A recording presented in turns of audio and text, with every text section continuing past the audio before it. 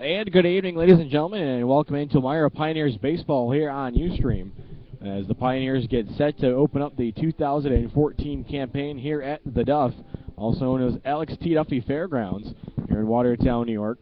And as Elmira, their first game of the season for Watertown. This is game number 2, but it's their home opener of 2014. And for the Watertown Rams, they fell in a late inning game last night as they dropped a 6-5 decision to Adirondack. As Adirondack scored the winning run in the 7th inning on a Brad Jones sacrifice fly that scored R.J. Devish, as that was the second consecutive year in which Adirondack beat Watertown at home by a 1-run on opening day. In 2013, the Trailblazers won the first game of the Mayor's Cup by a final score of 9-8.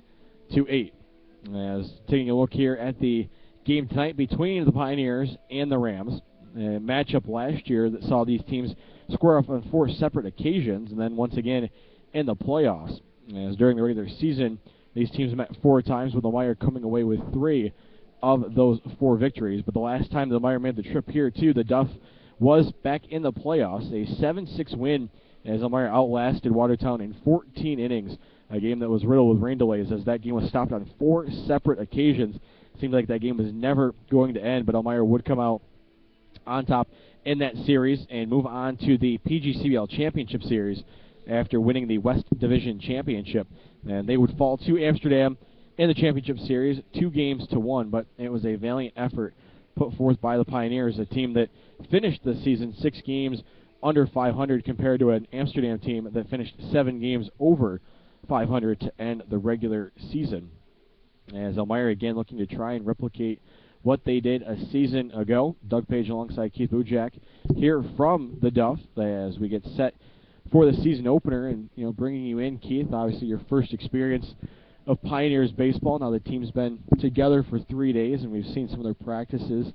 What do you think going into this game, the camaraderie between these guys, now having a couple of practice, trying to get to know each other coming into this first game? Yeah, I think it's definitely the camaraderie is going to be a big part here. We're still missing a few of our guys that are just trickling in every day now, and it's going to be a good one today. A little rainy, 54 degrees right now, drizzling off and on, overcast. So we'll see how that comes into play. Yeah, taking a look, especially how the weather's been of late. I mean, it was 89 the other day and sunny in Elmira, and we were saying, boy, this would be perfect baseball weather. And then this is how we are greeted by Mother Nature on opening day here in 2014 as the Pioneers get set to kick off another season as members of the Perfect Game Collegiate Baseball League, their 3rd season as members of the league after moving over from the New York Collegiate Baseball League. And all teams this year once again chasing the Amsterdam Mohawks. Amsterdam winning the series last year, their 2nd consecutive league championship after Newark won the inaugural championship in 2011. Keith, looking through the Pioneers roster and looking at the number of Division I schools there, it seems like head coach Matt Birch has really put together a competitive roster going into the season this year for Elmira. Yep, he has. We're going to throw out Roberto Supa, starting pitcher today from Cornell. So we'll get to see him in action. Got a few other guys in the starting lineup as well from those schools, and looking to start this opening game with a win. If you take a look at a guy like Roberto Supa, coming into the 2011 Major League Draft, he was actually on the top of the charts for scouts going into that draft. I mean, he's 6'5", 205. He's got a fastball in the low 90s, and obviously the San Diego Padres were watching him and liked his stature as he was taken in the 26th round of the 2011 draft. But he chose to honor his commitment, go to Cornell, an Ivy League school instead. Now he's going to be a senior this upcoming year at Cornell. Just finished up his junior campaign, and not the way he wanted things to go. Had a 7.31 ERA in 32 innings in his first 2 years at Cornell, but he went 1-0 with a 4.05 ERA in 3 starts and 3 relief appearances this past season. So trying to get back to that form that he was in high school going into the draft and going into Cornell.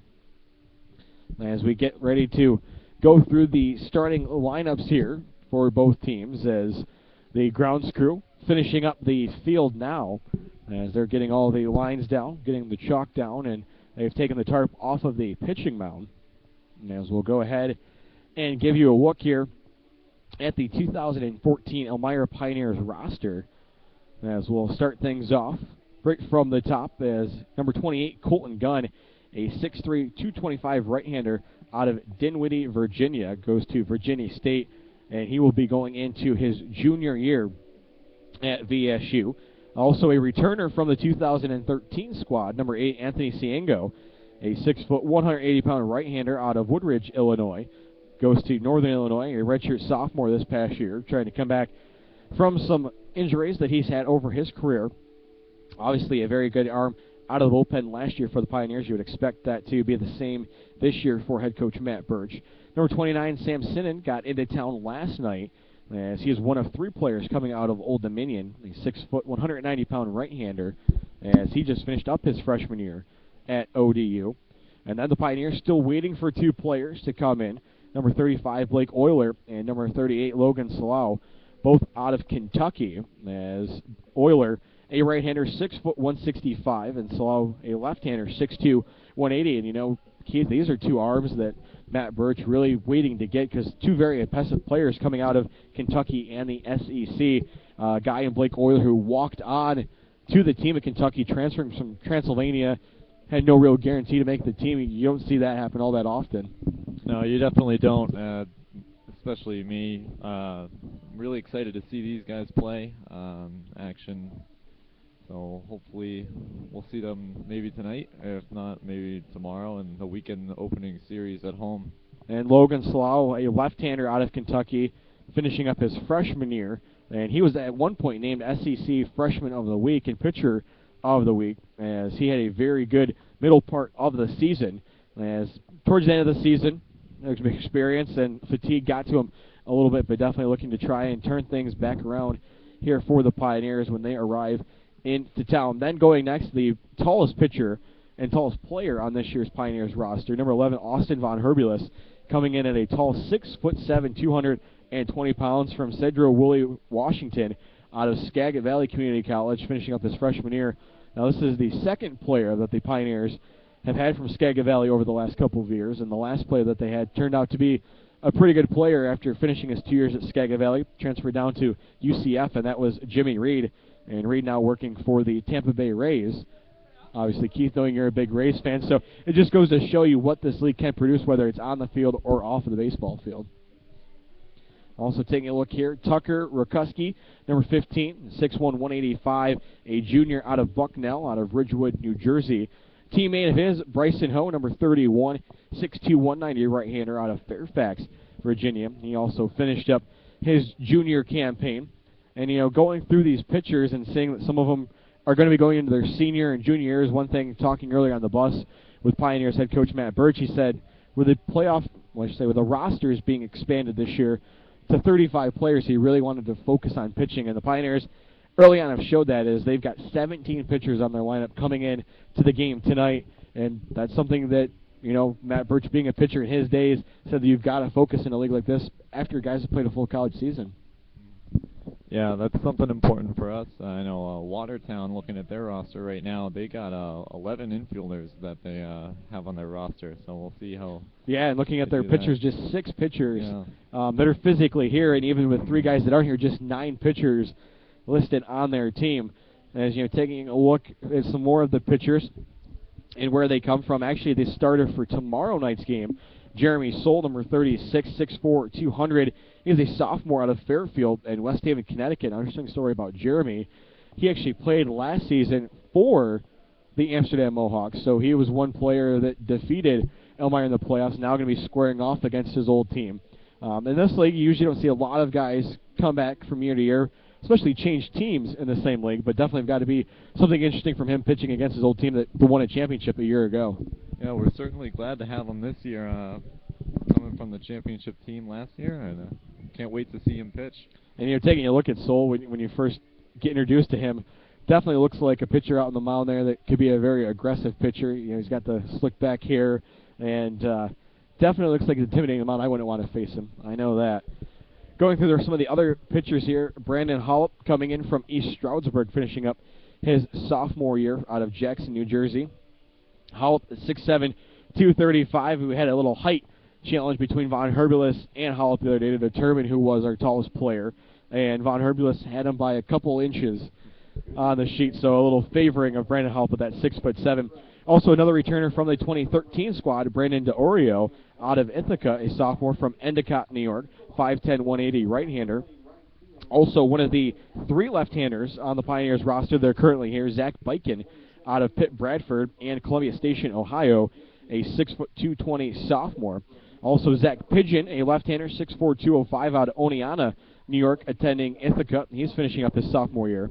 And Austin Hill, number 16, a returner from the 2013 squad, and also son of Pioneers assistant manager Brian Hill out of Big Flats, New York. He will return for a season, as those are the pitchers that we will see this year for Elmira. And taking a look at the infielders, Keith, that's really the positions that Elmira is fluid at. All their infielders currently here right now, and a lot of those guys we'll see in the lineup tonight for Elmira. Yep, we're going to see quite a few of them today. And as we get to that, the starting lineups being introduced here at the Dove. As we will get to the starting lineups ourselves, as first we will give you the starting lineups for the Watertown Rams, as the Rams coached by Paul Terry, assisted by Dan McGovney and Steve Lube. As taking a look at their starting lineup, they'll lead off with their second baseman, number 13, Santino Alteri. Batting second will be their shortstop, number 31, Nick Moore. Batting third will be the first baseman, number 26, Dominic Lopez. Batting fourth, it'll be the right fielder, number 22, Matt DeOrio. Batting fifth, it'll be the designated hitter, number 32, Shane Dressler. Batting sixth, it'll be the center fielder, number 30, Ben Wiley. Batting seventh, it'll be the catcher, number 8, Jason Scholl. Batting eighth, it'll be the left fielder, number 16 in left field, James Bonds.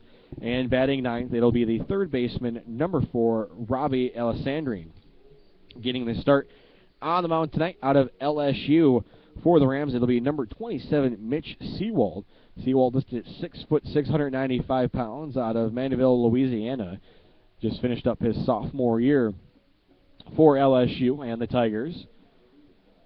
As now we'll flip things over here to the starting lineups for the Pioneers and their 2014 season opener. Pioneers managed by second-year head coach Matt Birch, assisted by Archie McNellis and Brian Hill, both back for their second stint here in Elmira. As it'll be a 2013 returner, Chris Kaluzdian, getting the start in right field. He wears number 7. Batting second will be the center fielder, number 1, T.J. Dixon. Batting third, it'll be the first baseman, number 10, Christian Santisteban. Batting fourth, it'll be the shortstop, number 12, Derek DeLear. Batting fifth, it'll be the second baseman, number 2, Taylor Skirpon. Batting sixth, it'll be the left fielder, number 20, John Armbrust. Batting seventh, it'll be the catcher, number 22, Drew Fisher. Batting eighth, the designated hitter, number 6, Pete Carrier. And batting ninth, a returner from the 2013 squad, the third baseman, number 5, Taylor Hilson. Interesting note about Hilson, he played last year for the Pioneers as a senior in high school down at Mansfield High School, and this year attended Mansfield University for his first year of college and was actually named second team All-PSAC, and was the only freshman out of the conference to be named All-PSAC in a very competitive conference in the PSAC, as one Brandon Hollett could tell you that, as he attended East Stroudsburg, so he saw a lot of Mansfield and Taylor Hilson. As Hilson looking to try and build off of what he was able to do as a high school senior in the 2013 campaign for you. So we'll go down through the starting lineup and we'll give you the schools and where the starting Pioneers are from. And we'll start off with the right fielder, number 7, Chris Kaluzdian, as Kaluzdian out of Manhattan and Kings Park, New York. For the center fielder, T.J. Dixon out of Sanford and Mobile, Alabama. Christian Santisteban, the first baseman for Elmira, is out of Manhattan as well, and Santisteban calling Miami, Florida, his hometown. For Derek DeLear, the shortstop for Elmira. DeLear out of Florida International and Orlando, Florida. Taylor Skirpon, the second baseman for Elmira. He calls Penn State University his home school. Skirpon actually featured by ESPN a couple of weeks ago as Penn State turning 2 triple plays in a game, as he was able to start the second of those 2 double plays that PSU turned on the afternoon. And Skirpon right down the road from Elmira in Sayre, PA. Now going to the left fielder, number 20, John Armbrust, as Armbrust out of New Holland, PA, and attending East Stroudsburg University. The catcher, number 22, Drew Fisher, out of USC Upstate, one of the University of South Carolina feeder schools, also out of Chesney, South Carolina. Then you have the designated hitter, number 6, Pete Carrier, and for Carrier, out of Victor, New York, and just finishing up his freshman year at Wofford University. And the third baseman, number 5, Taylor Hilson. And Hilson out of Mansfield, PA, and attending Mansfield University. As Keith will take a look now at the Pioneers' schedule. Obviously, the home opener tomorrow night at Dunfield, as there'll be plenty of fireworks going on, and you can tell us some more about that. Definitely fireworks. Starts at 7:05 on Friday, 7:05 on Saturday as well. Should be a pretty good show, as we're expecting a lot of fans to show up. And as you said, huge fireworks celebration after the game. And obviously, in that home opener tomorrow night at Dunfield, Elmira will be taking on the defending 2013 PGCBL champions and the Amsterdam Mohawks. And it will be a rematch of the championship series from a year ago that Amsterdam was able to win by a final of 2-1 in the best-of-3 series, as Elmira was able to take Amsterdam to the brink in that one, as the rain starting to pick up here at the Duff, as everybody with their umbrellas out in the seats in front of us. It looks like some action down the Elmira bullpen, as the Elmira pitchers trying to keep loose out there, as both teams sitting in their dugouts as we approach the set 7 o'clock first pitch, 6:53 the current time. As also looking at the Pioneers' schedule for this upcoming season, the Pioneers will be home as well on Saturday night, as they will welcome in the Newark Pilots, as Newark making the quick 45-minute trip down Seneca Lake and down Route 414 down into Elmira, as Newark and Elmira will see each other a lot on the season, as they will actually split, I believe it is 20 games between Newark and Watertown. So it'll be an interesting series between these two teams this year, picking up in their games that they played a season ago. And every year, Keith, from year to year, Newark and Elmira, it seems to be one of those marquee matchups, being so close to each other and playing so many times on the year. Right. Definitely, the closer you are, it seems like a more heated rivalry could... Yeah, and a lot of these players on the teams between Elmira and Newark, taking a look at their roster, we'll preview that on Saturday night, but a lot of players between Ithaca College on both of those teams. Also, a good number of Florida International players between both of those teams. So a lot of guys that know each other, but now are kind of playing against each other for maybe the first time since they've attended their universities or colleges. So something that can be a little bit different that maybe they haven't experienced before. Yeah, should be an interesting matchup between those, see how the teammates do against each other. And you're taking a look at the 2014 promotional calendar for Elmira for all the home games this year at historic Dunfield, as it'll be the 126th season of baseball in the Twin Tiers. And you're taking a look at the promotional calendar, some type of promotion or giveaway going on every night in Elmira. So all 28 home games, including the 2014 PGCB All-Star Game, will include a giveaway. And, that's something that is great for fans and another great reason to come out to historic Dunfield and catch a Pioneers game this summer. Yeah, that's great. It's great we're able to do promotions every game to keep the fans happy and stuff. And ticket prices are very family-friendly, as well as a general admission ticket to Dunfield, $7. If you'd like to sit in the newly renovated VIP box seats down front, those will be $10.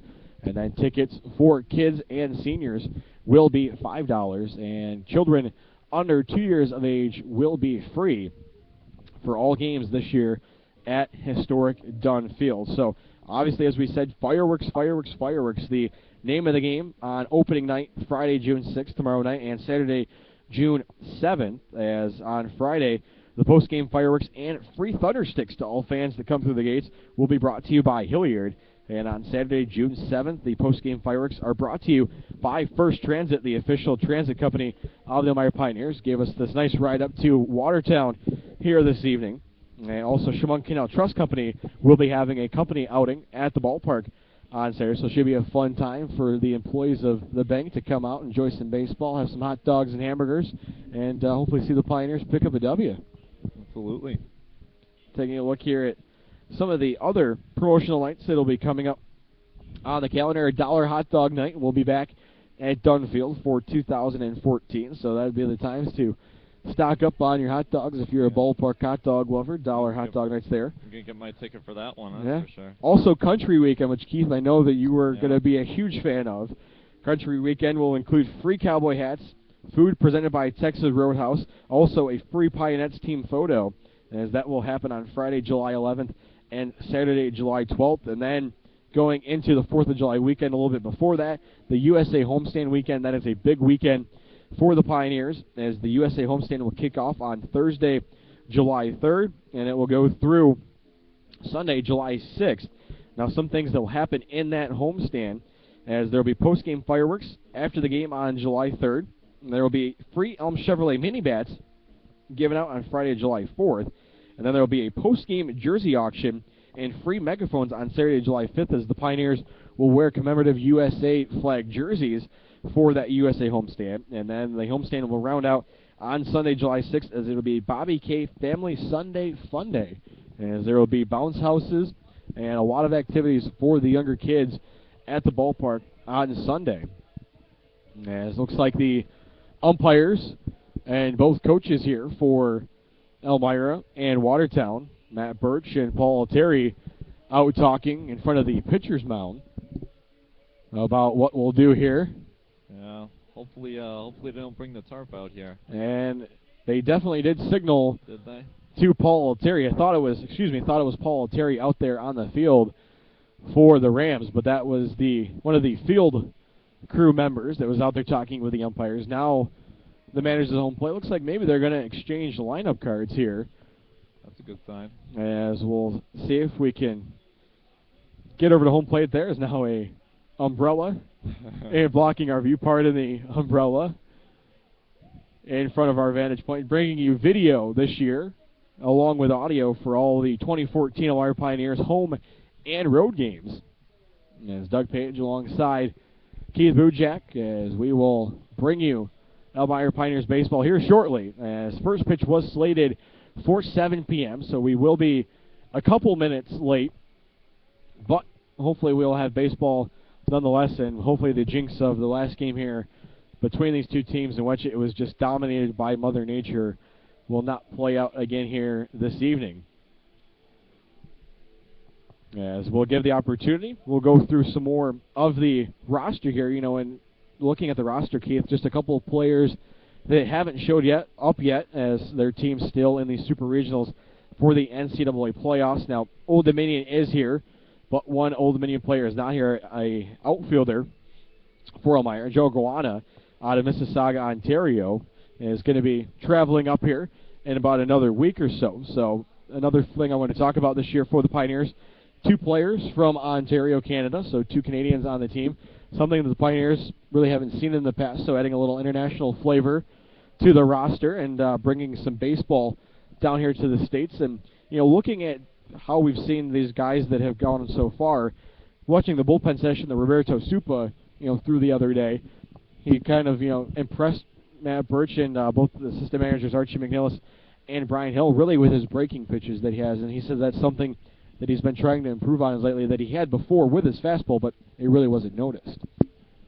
Yeah, gotta incorporate those breaking pitches, and like you said, he's been doing a great job with that, and hopefully that turns into success tonight on the field. And you got to think what's going through these guys' minds is they get set here for this first game of 2014. Starting the season on the road. Do you think in a way that might be better for a team of 35 guys, with most of them not knowing each other, not having associated before, to start on the road, that 4-hour bus ride that we had up here? Do you think that really kind of helps the camaraderie between the teammates, starting the season out? I definitely think it does. A lot of them don't know each other, still starting to get to learn each other. Most people have only been here for less than a week, so I think it's important to start that on the road. And while we're waiting for the first pitch here at the Duff, we'll go through and take a look at the PGCBL roundup, as there was 3 games last night that kicked off the PGCBL season, as Albany and Mohawk Valley squared off against each other last night. Albany, the Dutchmen, coming away with a 7-3 victory as Albany used a 4-run fifth inning to pull away from the Diamond Dogs and win the first game of the 2014 PGCBL season. Down the road a little bit, it was the Newark Pilots taking on the Glens Falls Golden Eagles, and the Pilots got their first victory of 2014 with a 4-1 win against Glens Falls as Newark scored 3 runs in the top of the 4th inning to take a 4-1 lead over Glens Falls, which proved to be the final score, as almost all beginnings do. The 4th inning began with a leadoff walk to Pilot catcher Sam Wiggins, and then Zach Wall's double to left center scored what proved to be the winning run as the Pilots won their opener for the 3rd time in 4 years. The other game last night, Adirondack and Watertown. Adirondack coming away with a 6-5 win. And keeping the theme for the night of beginnings, Adirondack, they used a 4-run inning of their own to defeat the visiting Watertown Rams. As like Albany and Adirondack, they put up 4 runs in the home half of the 5th inning. Mike Carter blooped a home run to give Adirondack a 2-1 lead before Justin Cornlatt busted things open with a 3-run double. Cornlatt finished his 2014 debut with a 3-for-4 night. As we will get set here for the playing of the national anthem at the Duff.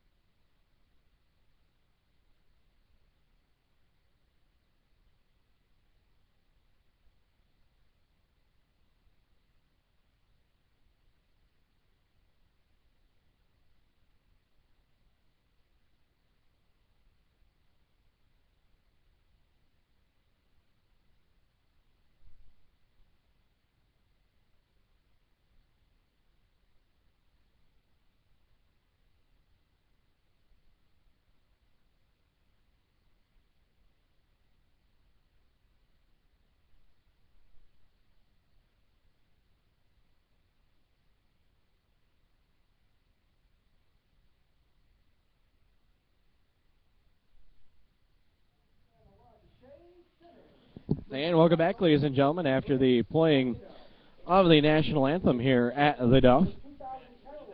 As we'll go through again, in case you weren't listening earlier here, to the defensive lineup of the Watertown Rams, as it'll be Scholl behind the plate. And on the mound, it will be Mitch Seawald. We'll have Lopez at first, Altieri at second, Moore at shortstop, Alessandrian at third base. In the outfield, from left to right, it'll be Bonds, Wiley, and Oreo. And it's also interesting to note, 2 DeOrios playing in this game, as Matt DeOrio for Watertown, no relation to a pitcher, also known as Brandon DeOrio for Elmira, so no connection there. As the field crew putting some dry down on the mound and home plate to get things speeded up here a little bit so we can have some baseball. All right, Pioneers Baseball brought to you by C-Tran. C-Tran is convenient. Visit their website at chemungtransit.com for information on their 14 routes in and around Chemung County. C-Tran, the smart way to go. As looks like the Rams are set to go in the field. As Mitch Seawald ready to go for Watertown. 6'6", 195 pounds, a right-hander out of Louisiana State University, finishing up his sophomore year for the Tigers. Well, yeah, just looking at him from over here, he looks pretty intimidating from this distance alone. I would agree with that. And talking with some of the members from Watertown earlier, they talked about his sinking pitches that he has. So he's got a fastball in the low to mid 90s, got a sinking fastball also that he can get in there around the high 80s, low 90s. See if that's something early on that might throw off the Pioneers hitters, as they have seen some live pitching from their own staff over the last 3 days, as report day was May 31st for the Pioneers. Their first official team practice where they faced live pitching was on June 1st. There's now a lot of diamond dry being spread over by first base as well. The rain has stopped, though. It has stopped. And you can see in the backdrop here behind right field and center field, just beyond the scoreboard, you can see maybe in which way the storm has moved. Taking a look at the flags out in center field, looks like a slight breeze moving from left to right. Taking a look here around the ballpark, looks like a pretty good poke out to center field. We'll try to get the dimensions of the ballpark for you. As go through the defensive lineup for Elmira and what their lineup will look like. As it'll be Fisher behind the plate, Santisteban at first, Skirpon at second, Delaire at short, and Hilson at third base. And the outfield from left to right, it'll be Armbrust, Dixon, and Kaluzdian, with Carrier, the designated hitter for the Pioneers tonight. Also for Watertown, Dressler, the designated hitter. As Elmira will have their home opener tomorrow night, 7:05 p.m., the expected first pitch at historic Dunfield, as the Pioneers will kick off their third year in the Perfect Game Collegiate Baseball League, and will kick off their 126th season of baseball at Dunfield. As baseball has been a long tradition in Elmira, dating back to 1888. As we probably should also mention some sad news in the baseball world yesterday, as former Elmira Pioneer Don Zimmer passed away at the age of 83, as baseball lost a great mind in the game and just a lover of the game. As Don Zimmer, most notably known for marrying his wife before a game at home plate at historic Dunfield, which was much talked about over the years in numerous interviews that Zimmer was able to conduct. And obviously being a Rays fan, Keith, you were able to see Don Zimmer in more of his, I'll say, mentoring stage of coaching with the Rays down there in Tampa. Yep. As for Don Zimmer, he was also a part of the Red Sox organization along with the Yankees organization, as most notably, fans will probably remember a scuffle between one Pedro Martinez and Don Zimmer when Don Zimmer was a coach for the Yankees and Pedro Martinez starting pitcher for the Boston Red Sox. A typical Yankees-Red Sox rivalry game as the benches cleared between both teams. And for Don Zimmer, that ended up in him falling to the ground after a shove from Pedro Martinez, as Pedro Martinez called it. And then most notably in a game after that, Zimmer actually wore an Army helmet to one of the Red Sox games after that to try and poke some fun at the situation. He was not injured in being pushed over by Pedro Martinez, but definitely had some talking for a while after that happened. Yeah, he's done a lot of great things for the game of baseball, and he'll certainly be missed. Yeah, actually, this morning we were writing a press release about it and talking with one of our other interns, Robbie. Yeah. He actually did not know that he led Elmira and led the Pioneers in some statistical categories. 1951. Yeah, he led the team in RBIs, also led the team in home runs and doubles. So pretty good career that he had on the field as he did off of the field. Also, I was watching an interview with him last night. He was the very first person to wear a New York Mets uniform. He was an inaugural Met, as the Mets had their training facility obviously down in Port St. Lucie. He was down there at the time and got a call from the Mets to try in a jersey and take a photo with his son, and he was the first player to wear a Mets jersey. As now the warm-up pitches have begun here off of the mound for tonight's starter, Mitch Seawald, as we get closer to baseball. So it looks like it'll be about a 15-minute delay from the original set start time of tonight's contest, as the original first pitch was scheduled for 7 p.m. As Elmira Pioneers baseball brought to you by Fair Shake. Hey, Pioneers fans, the next time you're in the mood for ice cream, make sure you visit the Elmira Pioneers official ice cream shop, Fair Shake, in Pine City, celebrating their 37th year in business. So for the Pioneers, take a look here at what they'll have to kick off this top half of the first inning and their first innings of 2014 in the Perfect Game Collegiate Baseball League. As it will be Kaluzdian, Dixon, and Santisteban for the Pioneers. As it'll be the right fielder Chris Kaluzdian leading things off as the catcher Scholl throws down to the shortstop Moore as we get set to kick things off here.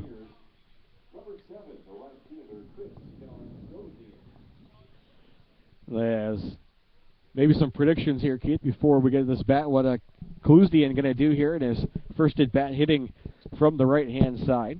Got to be a hit. Got to be a hit. Got to get the season started strong. As Kaluzdian definitely excited to be back for his second year with Elmira. As the first pitch will be a called ball. As that one looked to be appeared low in on the outer half of the plate. Second pitch here from Seawald. A good hack taken there by Kaluzdian. As that will even up the count. As Keith mentioned earlier, the rain has stopped here, but still pretty misty off in the distance of the Duff.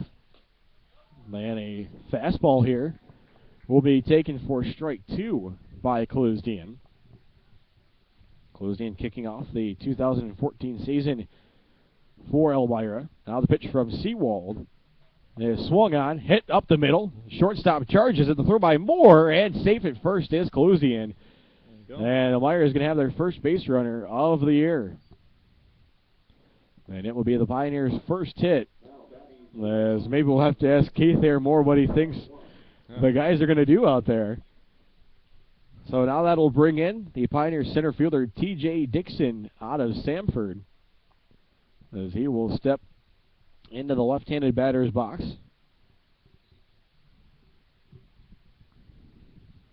As the first pitch here is going to be low for a ball.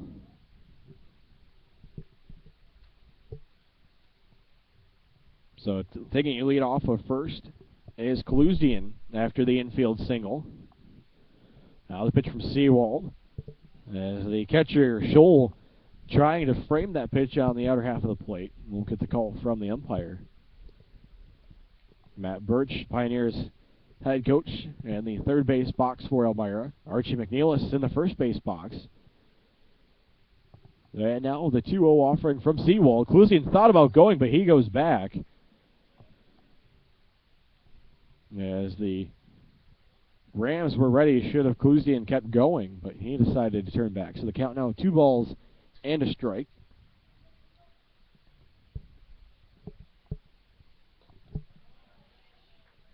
And a good pitch there from Seawald as he evens the count up at 2 balls and 2 strikes. Dixon didn't offer at the pitch.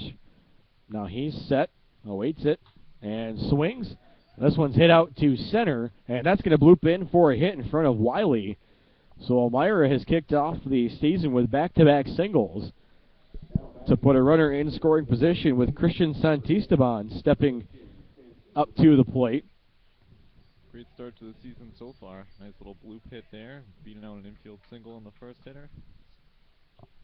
Got 2 really fast guys on base, so hopefully we can score him here. Santisteban. So Santisteban out of Manhattan will step in. Runners take their leads at first and second.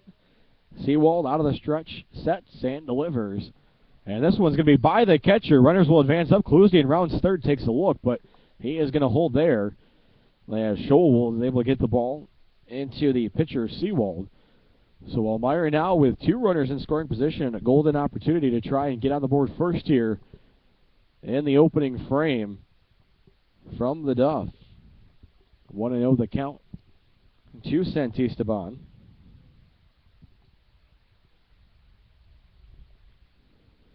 Runners take their leads. The pitch is swung at and missed by Santisteban. Looked like a little sinking action there to the left-handed swinging first baseman.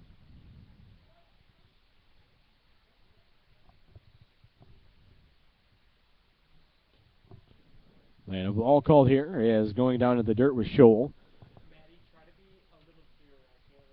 So good job there by Santisteban to leave those low pitches alone, not try to swing out of the zone with a very good RBI opportunity here. No score here at the top of the first. Elmira with runners on second and third. And the 2-1 pitch is going to be a called strike. Yeah, you mentioned those low pitches. Those are going to be tough to lay off of with Seawald's sinking fastball. So got to be patient. The runners will get their leads. Kaluzdian at third, Dixon at second for Elmira. Back-to-back singles to kick off the top of the first. The pitch from Seawald is swung on, and that's going to be missed. 4 strike 3. And Santisteban will head back to the dugout. And that will bring in the shortstop, Derek DeLear, for Elmira. DeLear out of Florida International University. So DeLear now given the opportunity here to get Elmira their first runs of the year. Pitch from Seawald is taken for a called strike. So maybe Seawald settling in here after a shaky start.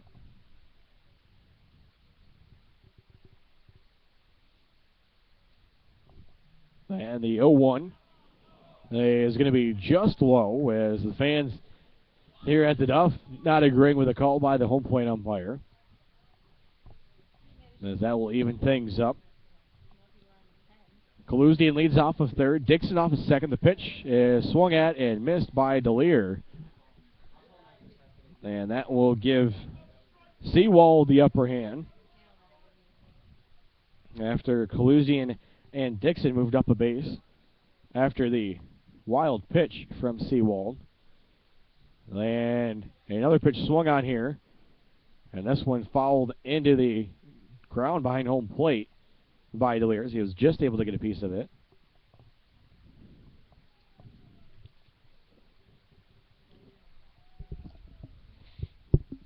We'll see now here what Seawald has to offer with the 1-2 pitch to DeLear. And that one is going to be inside as DeLear had to back off of the plate, crowding that inner part of the right-handed batter's box. Runner still the same as on the base pass. Kaluzdian at third, Dixon at second. The pitch is a called strike 3 as DeLear is sent down looking. So after allowing 2 singles to start off of the game, Mitch Seawald has come back with back-to-back strikeouts, and Taylor Skirpon will step in, the second baseman from Penn State University. See what he can do. Skirpon, he's set. Seawald looks in from his catcher Scholl to get the sign. The pitch, as that one's going to be taken high for a ball. Skirpon looking a little bit different when he came into the first day of Pioneers training, as he shaved off a little bit of his beard that he had accumulated over the past 6 months at Penn State. Now a pitch here at the knees, and it's going to be a called strike. Seawald definitely staying around the plate. Just that one wild pitch in the at-bat to Santisteban that allowed Kaluzdian and Dixon to move up. They take their leads. The pitch is swung on, as this one's going to be a chopper to the shortstop, playing on the line. Skirpon, and he's going to be called out at first on a bang-bang play on a throw from Moore, as Elmira is going to strand runners on second and third after leading off the inning with back-to-back singles. And we're through a half inning of play here at the Duff. No score between the Pioneers and the Watertown Rams.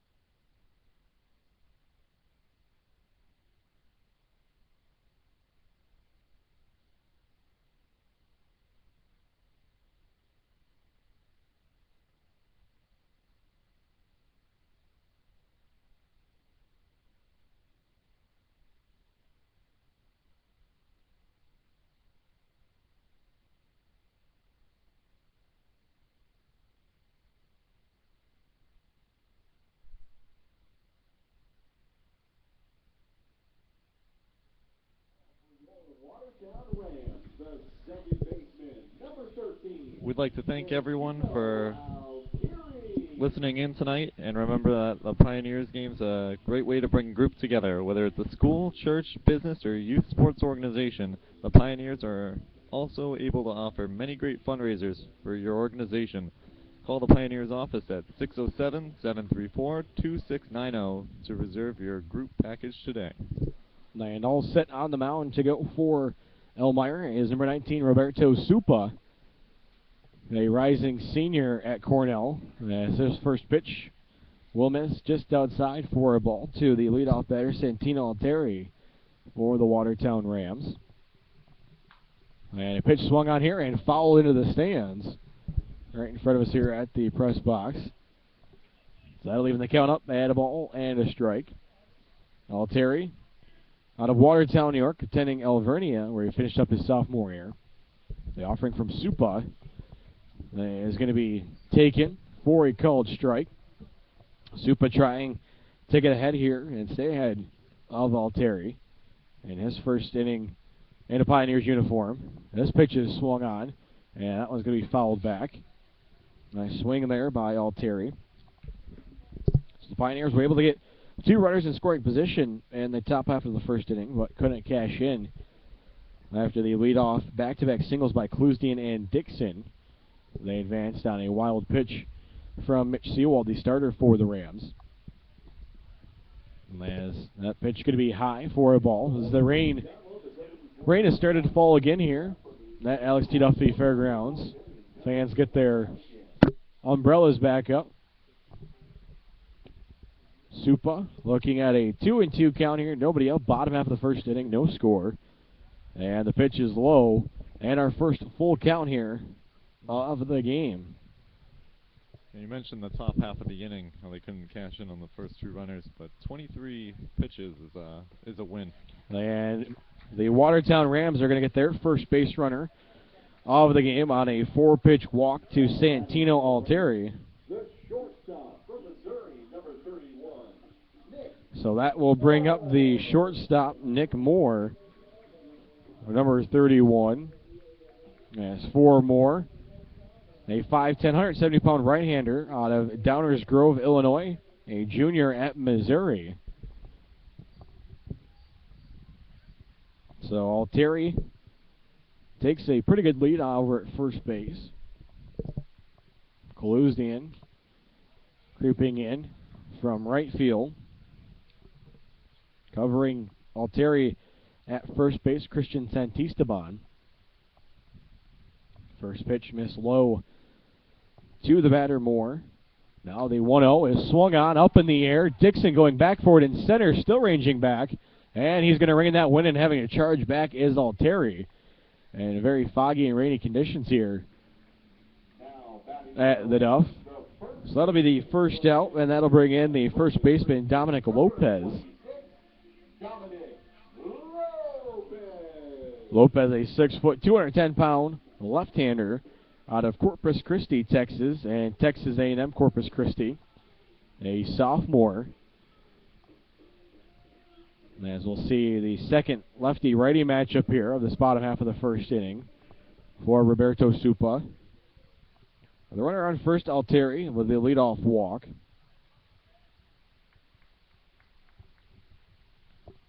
D'Orio on deck for the Rams.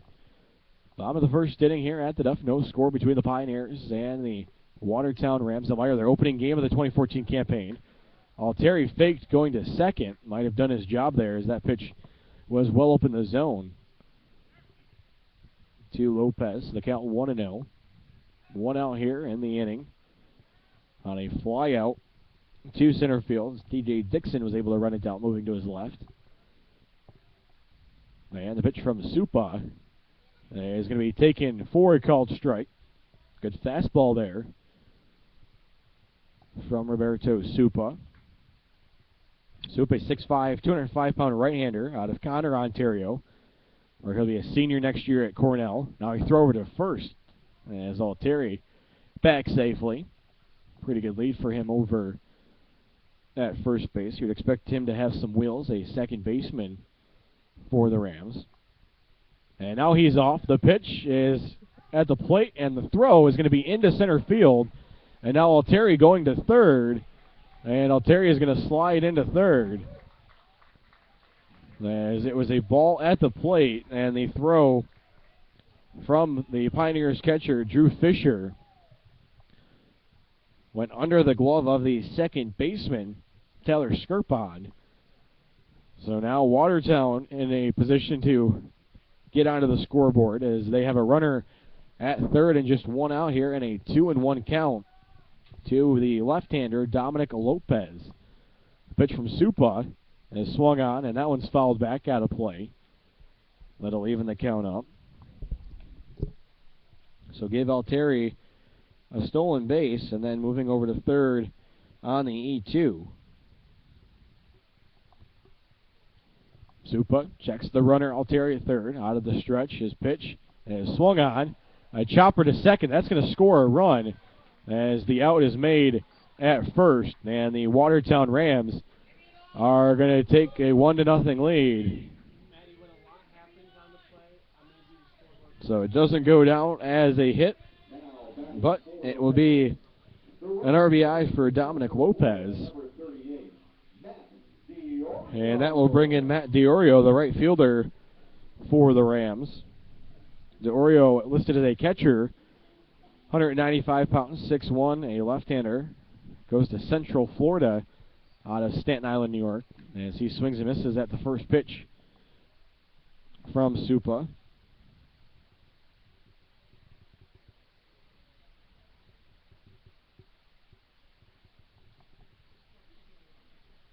Supa gets his sign from Fisher, and his pitch is going to miss low for a ball as Fisher actually lost his grip on the baseball. So he'll exchange for a new baseball here with Supa.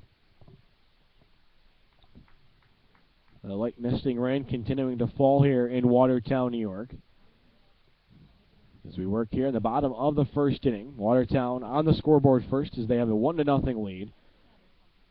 And now the pitch from Supa is swung on and fouled back. It was an RBI ground out by Dominic Lopez as he drove in Santino Altieri after Altieri stole second and advanced to third on a throwing error by the catcher Drew Fisher. Now the 1-2 offering from Supa is going to be taken, but that's going to be a ball as the count will even up. Supa looking for the strikeout there. Try and get out of this inning. Supa sets on the mound and delivers to Fisher.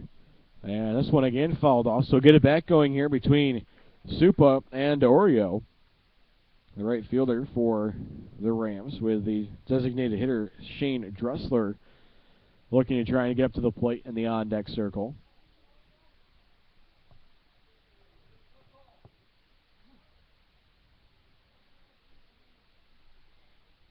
And now the 2-2 is going to be taken high for ball three. That one up above the lettering on the front of the Rams jersey. Supa trying to get out of the inning here. And his offering is swung at and again fouled off. If I have it down correctly now with the 8th pitch of this at bat coming here to DiOrio. No relation to the Pioneers' Brandon DiOrio out of Endicott, New York. And we'll do it again. Another payoff pitch here. The 3-2 from Supa is taken high for ball four. And it's the second walk of the inning. And it will give the Rams another runner, as that will bring in the DH, Shane Dressler.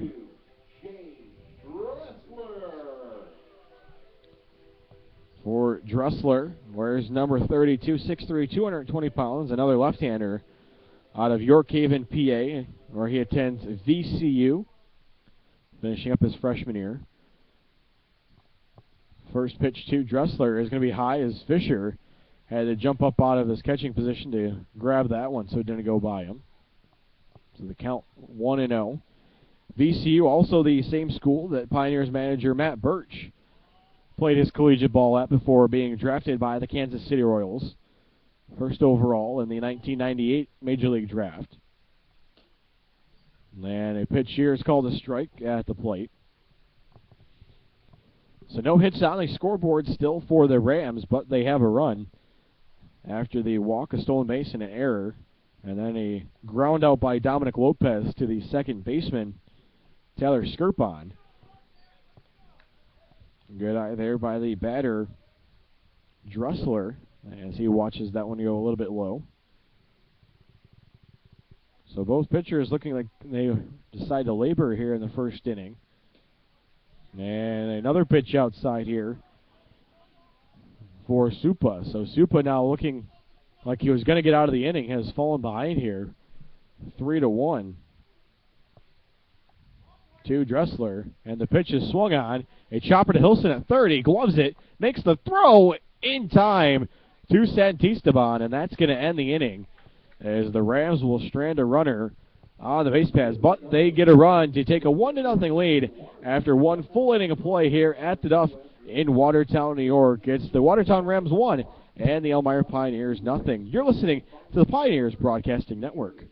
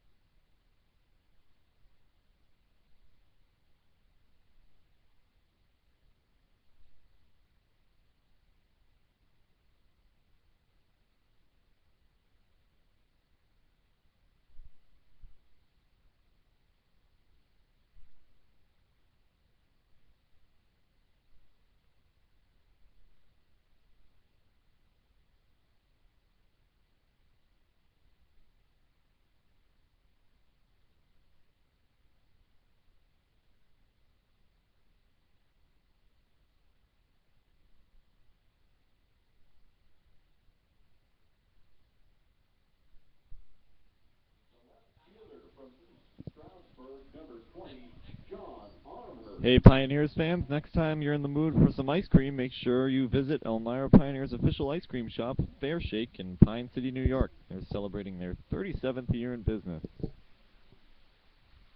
As we get set to kick off the top half of the second inning here at the Duff. As kicking things off here for Elmira, it'll be the catcher Drew Fisher for the Pioneers. Drew Fisher out of USC Upstate. Looks at a 1-0, and it's going to miss here for ball two. After Elmira was able to get 2 hits and runners in scoring position in the top half of the first, couldn't cash in. After the starting pitcher for Watertown, Mitch Seawald, was able to settle down. And now he's fallen behind 3-0 here to the leadoff batter for Elmira in the top half of the second inning. So that's going to be a leadoff walk, and it was John Armbrust that led off for Elmira. So now Drew Fisher will step up to the plate here for Elmira as the left fielder Armbrust out of East Stroudsburg gets his leadoff at first. The first walk issued by Seawald.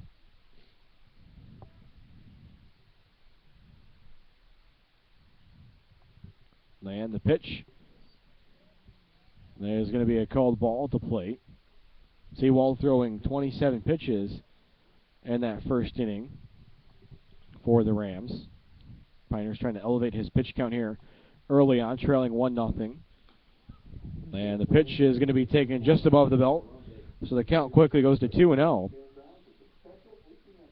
So 6 straight balls outside of the strike zone for Seawald here to start off the inning. With the runner Armbrust leading off at first.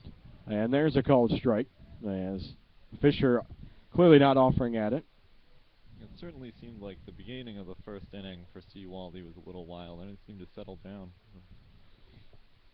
And now a 3-1 pitch is a called strike, so maybe now Seawald trying to work his way back into the account here.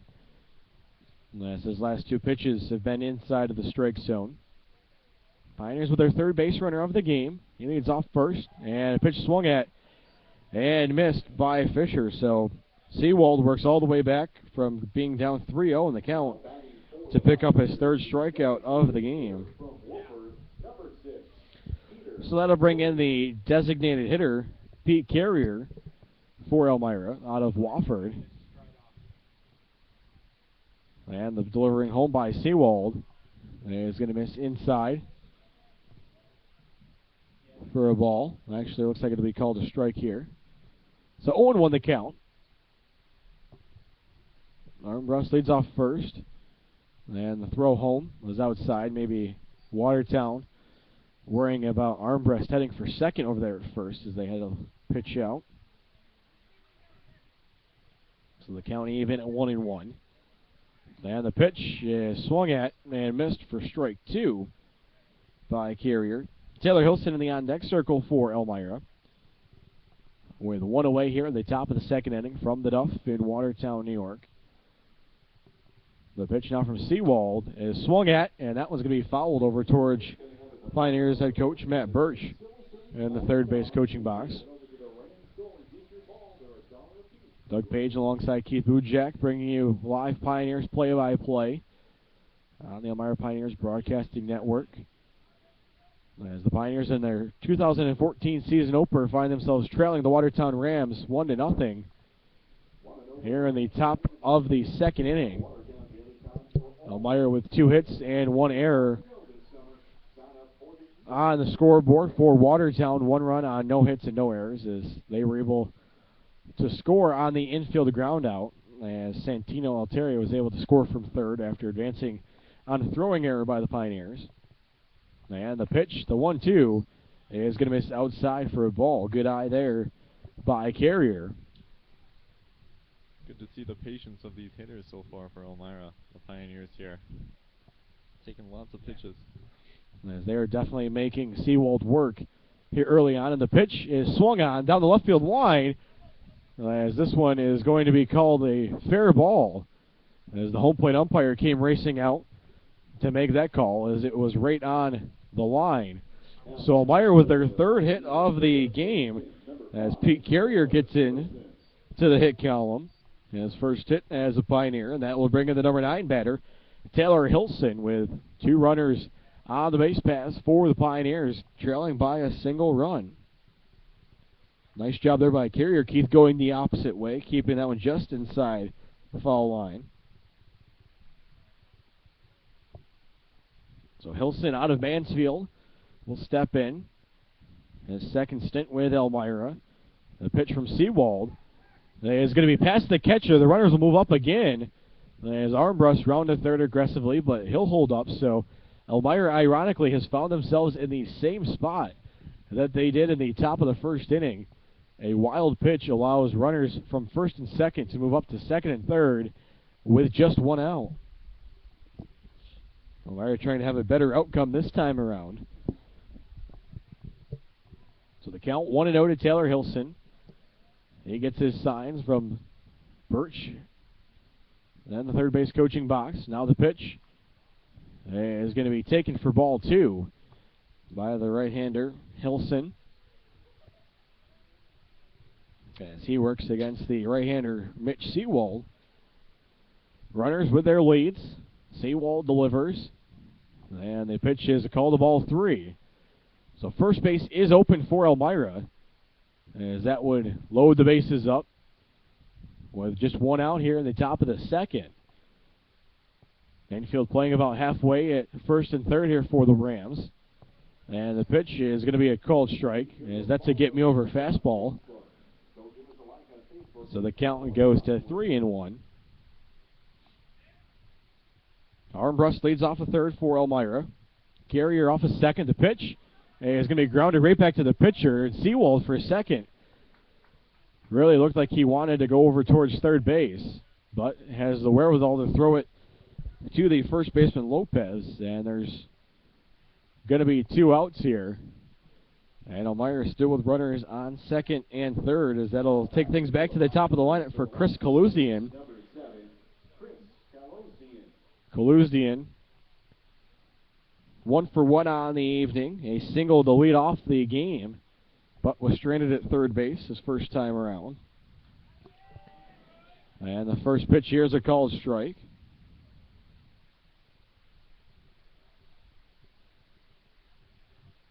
Three hits on the scoreboard for Elmira. No hits on the scoreboard yet for the Rams, but they have the 1-0 lead.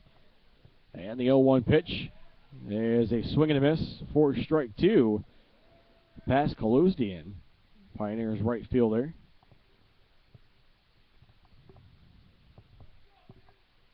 Elmira is trying to stay alive here with 2 runners again in scoring position. Facing an 0-2 pitch here. Kaluzian ready at the plate. The pitch. And it's going to just miss for ball 1. Kaluzian was taking that one all the way, as he looks to try and get a little bit better of a pitch here.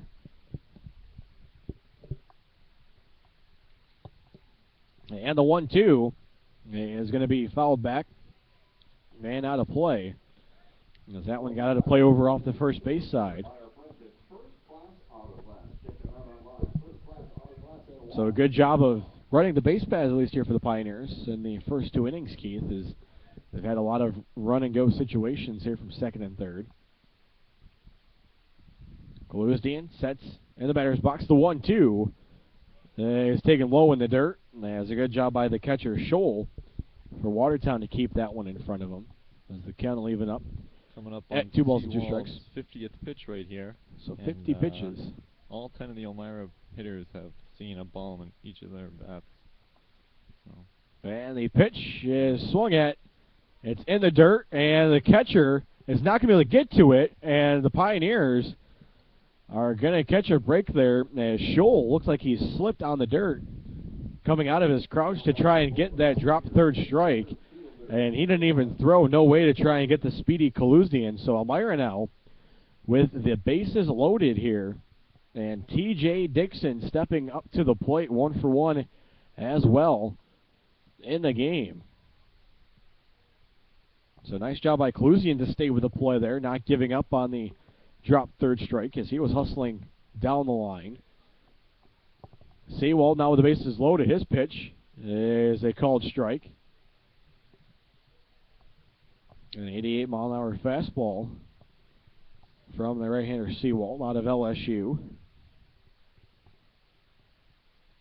And now a pitch is swung on, and that was going to be fouled over top of the press box, out of play on the third base line. So the count quickly goes to 0 balls and 2 strikes.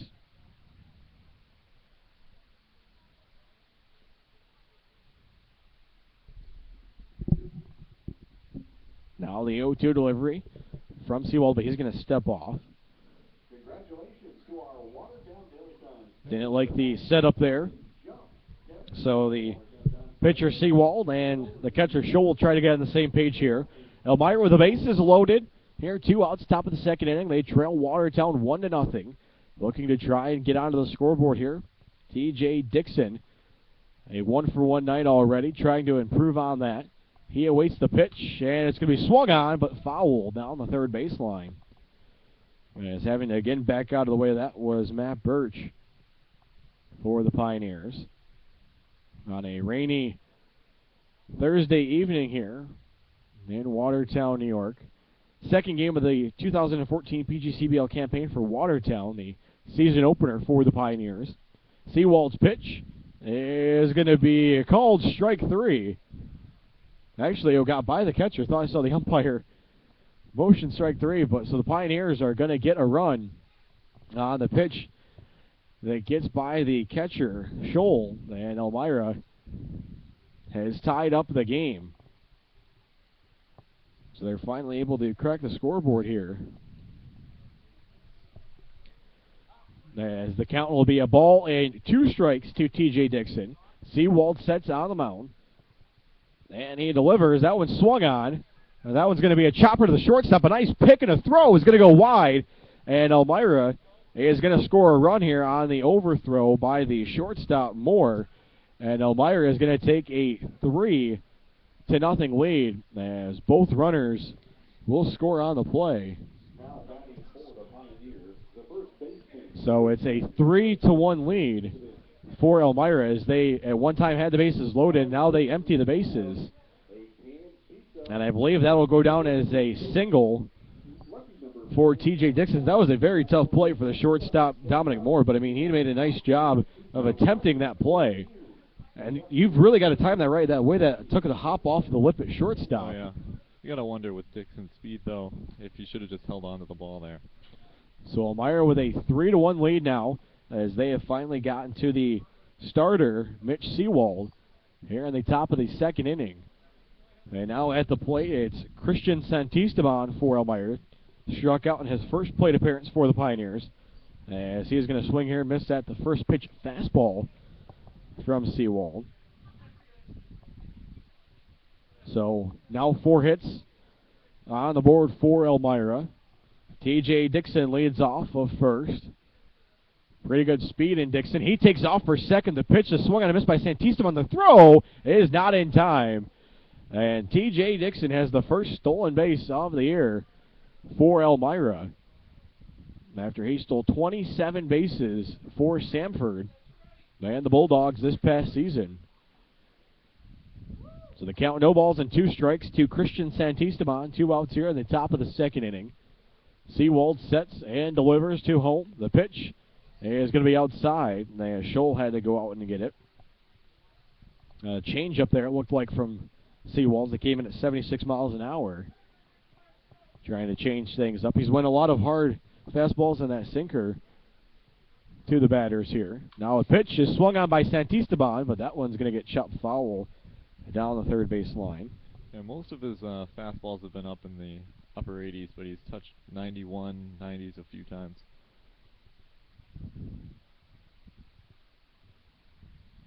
So the count, 1 ball, 2 strikes, 2 outs here, top of the second inning. T.J. Dixon leads off a second after swiping his first bag of the 2014 campaign.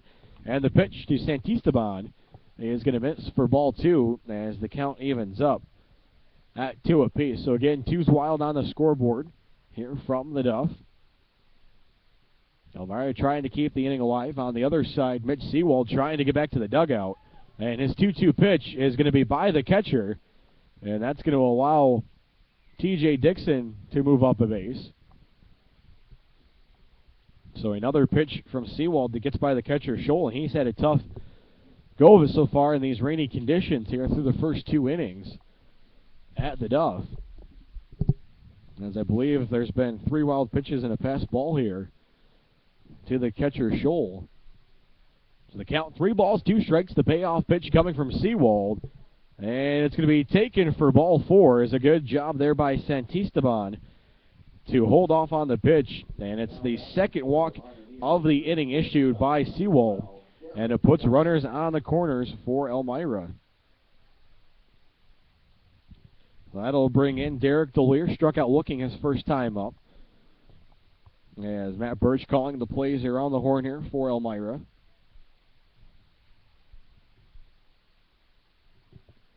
And the pitch from Seawald is going to be taken low for a ball. Elmira getting their bats to come to life here early on in this 2014 campaign. 4 hits here through the first inning and 2/3 of the ball game.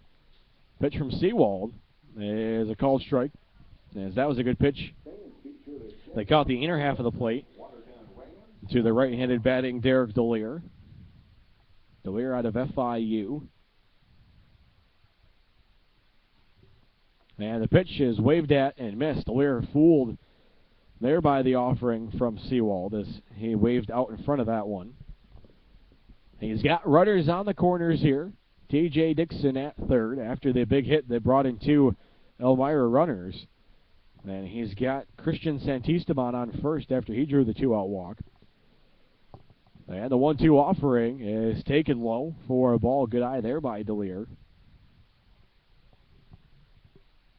There's another changeup from Seawald coming at 77 miles an hour.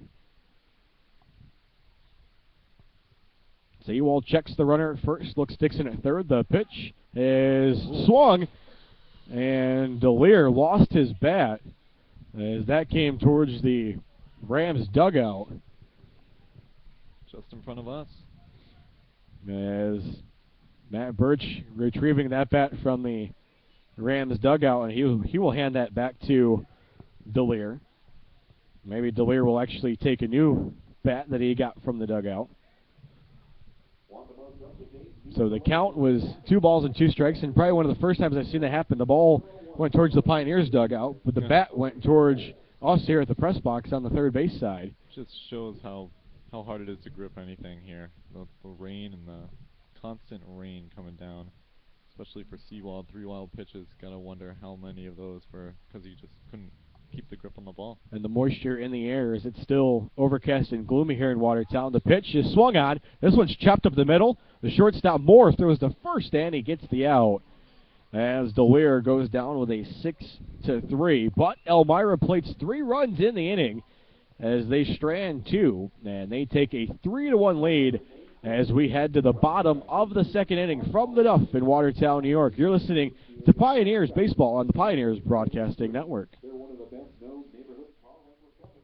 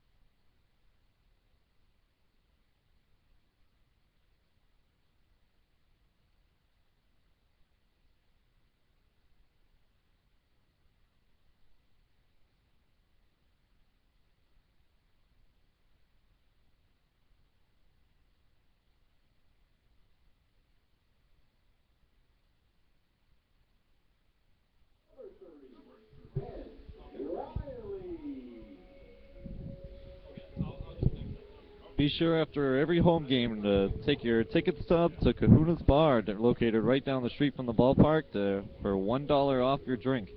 We'll see you at Kahuna's Bar following every game. As Ben Wiley will lead off the bottom half of the second inning for the Watertown Rams. As it'll be Wiley, Scholl, and Bonds. As it'll be the 6, 7, and 8 batters. As it'll be Roberto Supa back out for his second inning of work after allowing 1 run on no hits in the bottom half of the first to the Rams. And the first pitch is a called strike here.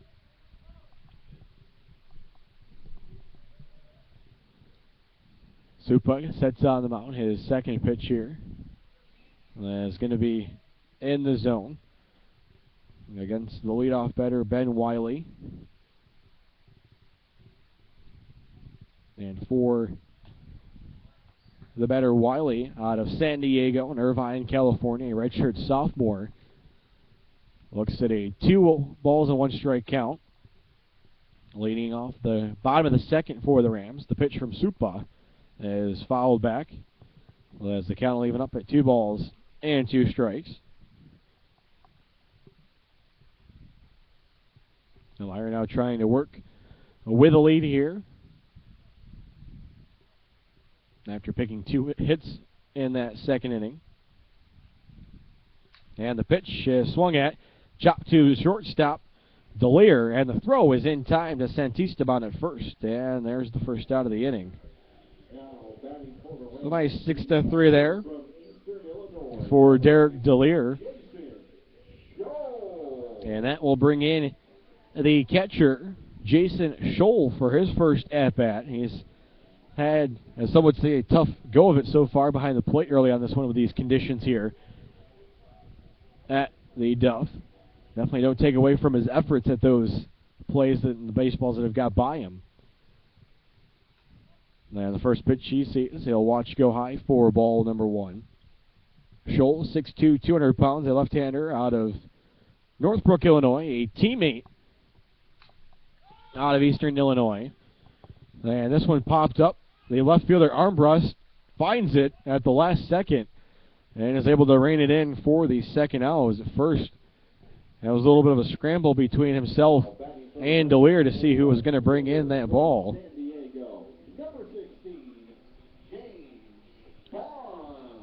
So that'll bring in James Bonds, a teammate at San Diego of Ben Wiley and Jesse Jenner. Bonds, the left fielder, wearing number 16. Bonds out of Valencia, California. He steps in to face Roberto Supa. Supa's pitch is called a ball, as it looked like the batter Bonds wanting to try and bunt that baseball. I've yet to see a bunt laid down for either team in this game. We work with 2 outs here in the bottom of the second inning. And a fastball here from Supa is going to be called ball 2.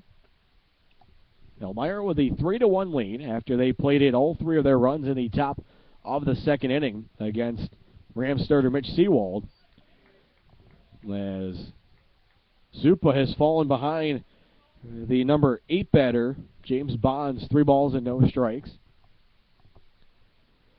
And the pitch is a get-me-over fastball that Bonds watched all the way. Now we'll see what he does here on a 3-1 offering. And the delivery is going to be low for ball 4 as that one went below the knees of Bonds. So it's the third walk issued by Roberto Supa. That's how all 3 base runners for Watertown have gotten on base.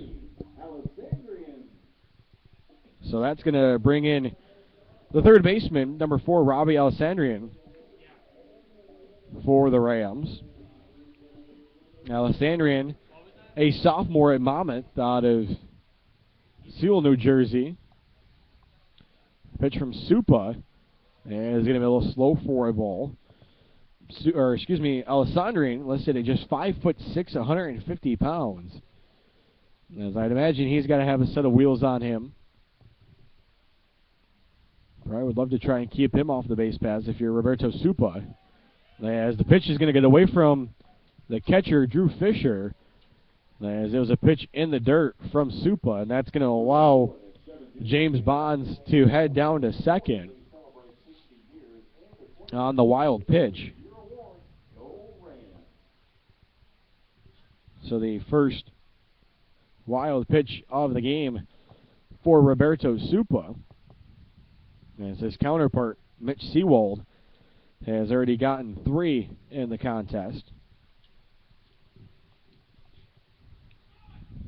And the pitch is a called strike at the plate. As Supa was able to get that fastball over the plate. So the count now 2 balls and a strike. The runner Bonds leads off of second. 2 outs here at the bottom of the second inning. Watertown at the plate. They trail Elmira 3-1.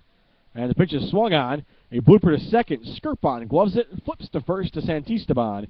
And that's going to end the inning for the Rams as they strand a runner on base.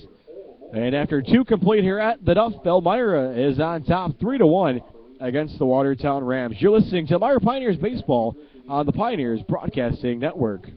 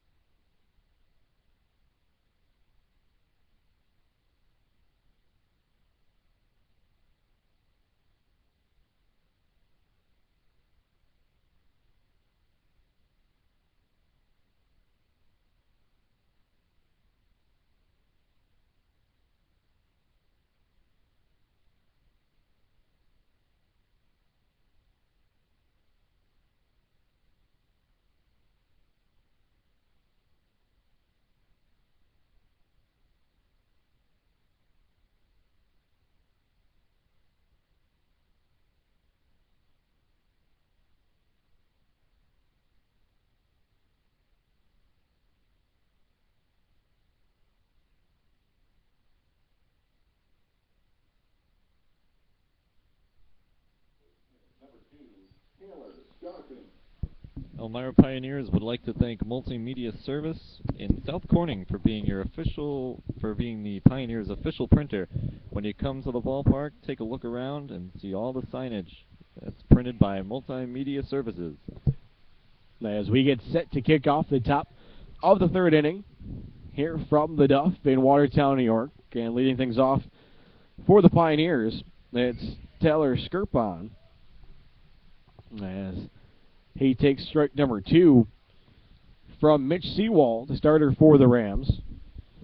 Skirpon grounded out to the shortstop his first time up, as he's going to take a called strike 3, as he is unable to get the bat off of his shoulder to any of those pitches from Seawald, as that's going to be the 4th strikeout for Seawald here in the game. And John Armbrust will step in, walked and scored a run in his first plate appearance in that second inning, as Elmira was just 2 batters away from batting around. And it looks like Seawald has come out a little bit more efficient in this third inning, as his first 4 pitches have all been in the strike zone. Now the 0-1 is going to be a bouncer in the dirt. Spoke too soon there for Seawald. So the count evens up, bat, a ball, and a strike. Drew Fisher, the number 7 batter for Elmira, in the on-deck circle.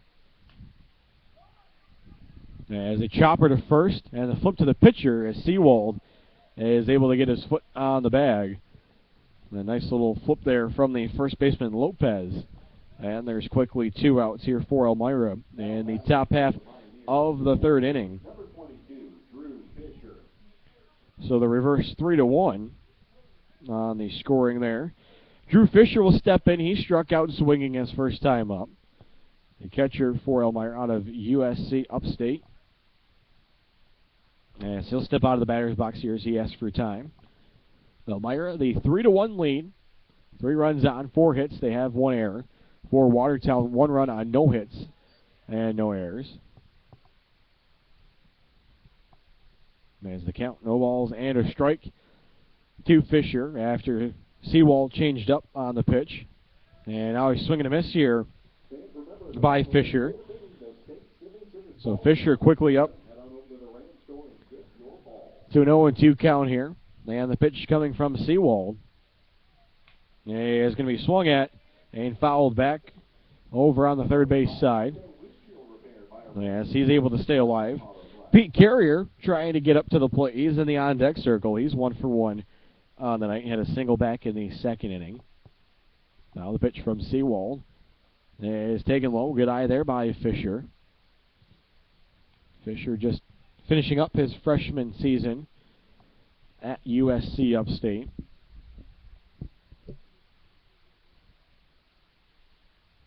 And a swing and a miss at the pitch. So Seawald comes back from allowing the 3 runs to strike out 2 of the 3 batters that he saw in the inning.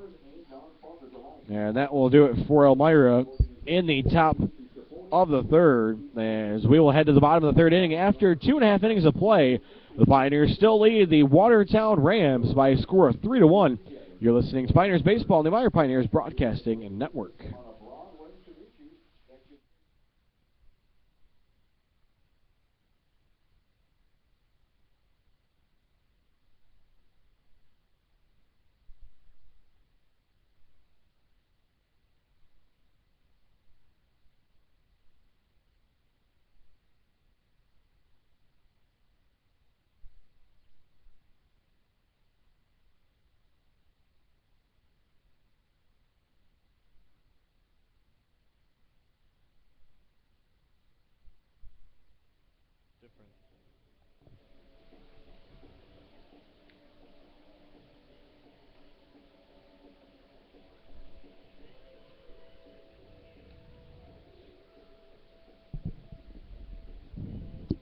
Folks, C-Tran is accessible to everyone, as all buses are equipped with ramps or lifts. Find out more at their website, chemungtransit.com. C-Tran, the smart way to go.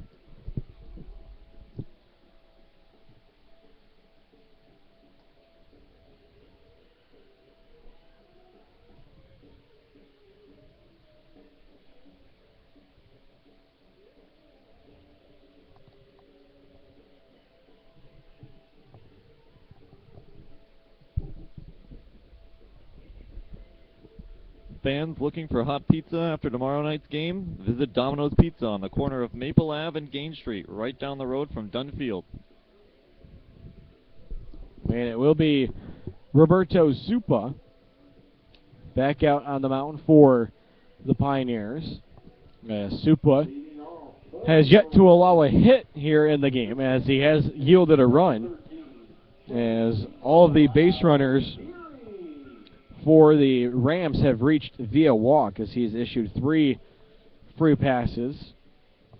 And the leadoff batter here in this inning, Santino Altieri, is the reason for that first run for the Rams, as he watches a first pitch fastball miss for ball 1, as he was able to steal second and then advance to third on a throwing error by Drew Fisher. Then came around to score in an infield ground out by Dominic Lopez. Then the count now 2 balls and no strike.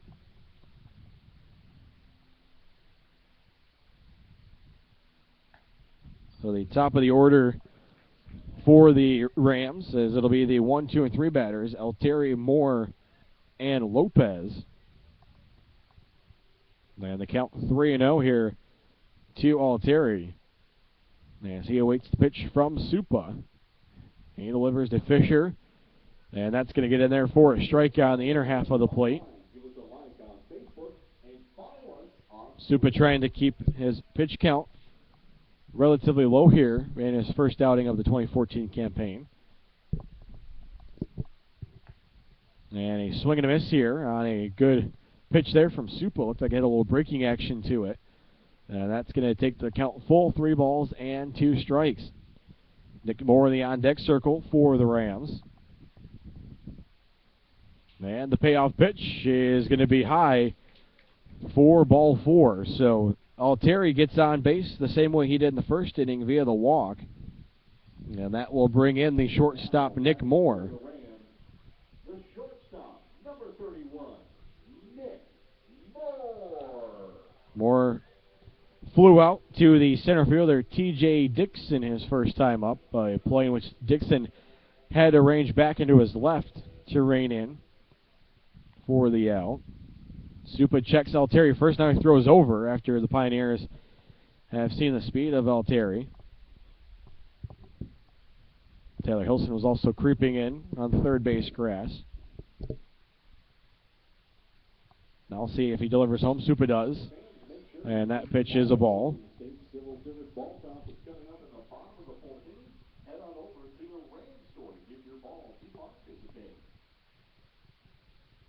Working in the bottom of the third inning here. Supa checks the runner Altieri at first. He's got a good lead. Now delivers home. But it looks like time was called at the plate by Nick Moore, as Supa delivered the pitch anyways. So the count stays at 1-0.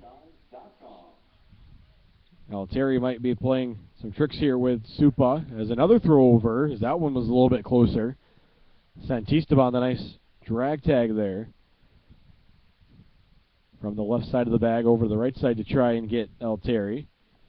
The count's still 1-0 to Moore. The pitch is swung on, grounded to shortstop. The flip by DeLear to Skirpon, throw to first in time for the double play.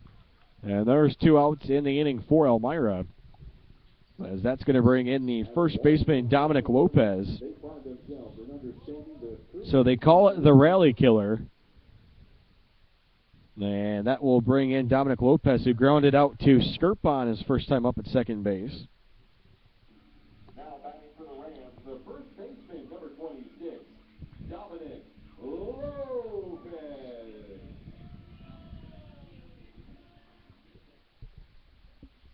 So the good old 6-4-3 double play will give the Elmira Pioneers 2 outs in the inning, and the first pitch from Supa to Lopez is a ball. Lopez 0 for 1 in the game. Second pitch here is going to go in just below the knees, so the count 2-0.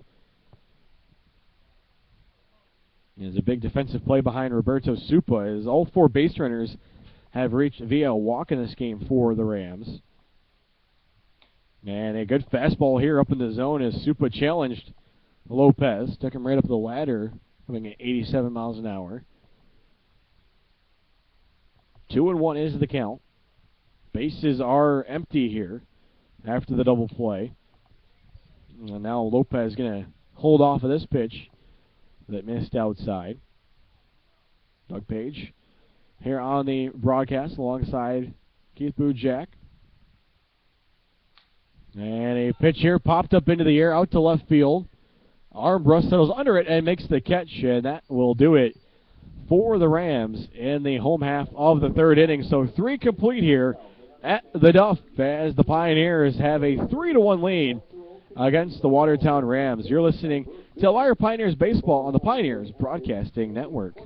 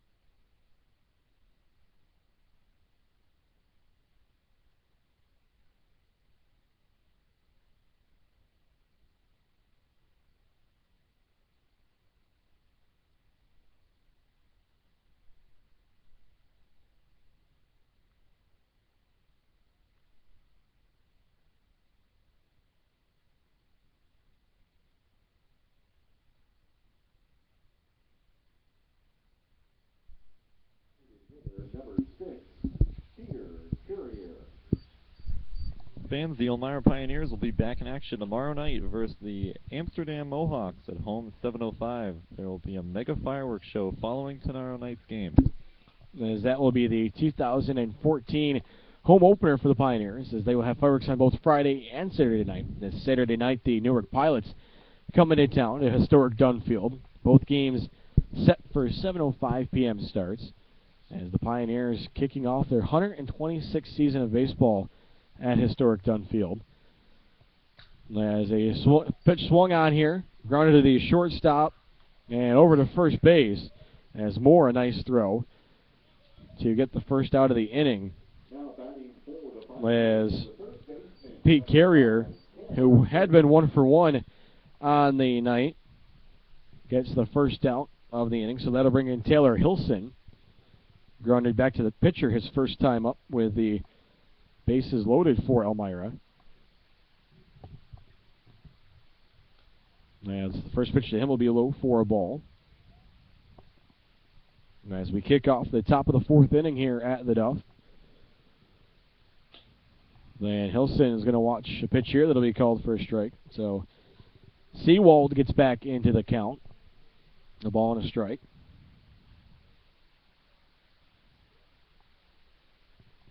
And the 1-1 is going to miss just low for ball 2.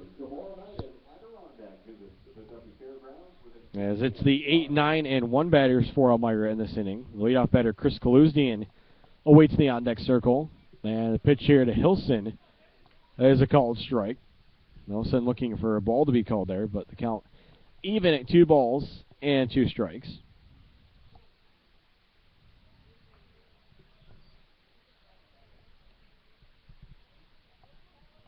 And the count now full, 3 balls and 2 strikes. A good eye there by Hilson to hold off on the Seawald offering. Now the payoff pitch is swung on. A chopper to first base, and Lopez is able to grab that one and run to the back. So 2 outs here in the top half of the 4th inning. Well, that'll go down as a 3 unassisted. So Chris Kaluzdian will step in. He's been on base twice tonight, a single, and also reached on an error by the catcher, Scholl. So now the pitch here from Seawald, and it looked like Kaluzdian showed bunt there, but he was able to pull back on the pitch that missed out of the strike zone. 4 hits in the ball game for Elmira. Watertown still looking for their first hit. And pitch is swung on by Kaluzdian up the middle. Going to be a tough play for the second baseman, Alteri, as it gets under his glove, and that's going to be the second hit of the night for Chris Kaluzdian, as that's Elmira's 5th hit, and it gives them a base runner, as T.J. Dixon will step in, as Dixon 2 for 2 in his Pioneers debut thus far, and he has also got 2 RBIs to go to his credit. Working here against Mitch Seawald, who's got to be up there in his pitch count. He's up about to throw his 91st pitch in his outing so far. Then his first outing as a Watertown Ram. Off for second is Kaluzdian, and there's going to be no throw, as the catcher Scholl had the ball go past him. So now the Pioneers with a runner in scoring position here and 2 away.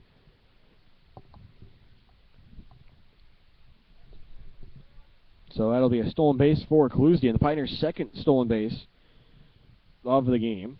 1 for T.J. Dixon and now 1 for Kaluzdian, who stands on second. The pitch to Dixon is a called strike, as that evens the count up, a ball and a strike. Elmira leads Watertown 3-1 here from the Duff in the top of the 4th inning. 2 outs. And the batter, T.J. Dixon, awaits the pitch from Mitch Seawald. As he swings and misses, can't catch up to the fastball. And the count, a ball and 2 strikes.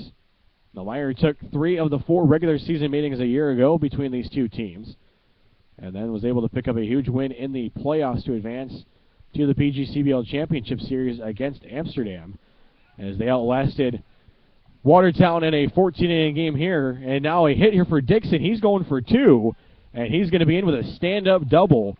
And coming around to score is Chris Kaluzdian. So T.J. Dixon, a 3-for-3 effort in his first 3 at-bats, and he's got 3 RBIs on the night, and Elmira takes a 4-1 lead, as that's going to bring in Christian Santisteban. As Santisteban looking for his first hit of the night. He's been on base once, walked back in the second. He's also struck out swinging. First pitch to him is going to be a ball. So first extra base hit of the season for the Pioneers goes to T.J. Dixon out of Sanford. As Kaluzdian easily scoring on that play from second.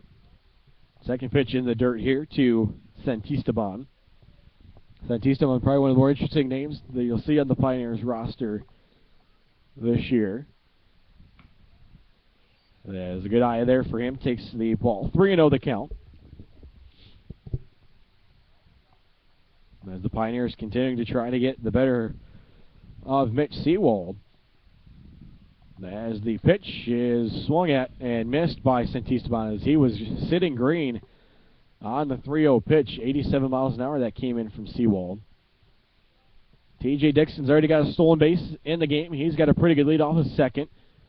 The 3-1 pitch is swung on past the first baseman. They're going to wave Dixon around third. Here he comes, and the throw is going to be held onto by the right fielder, DeOrio, and Elmira has got a 5-1 lead on the RBI single by Christian Santisteban.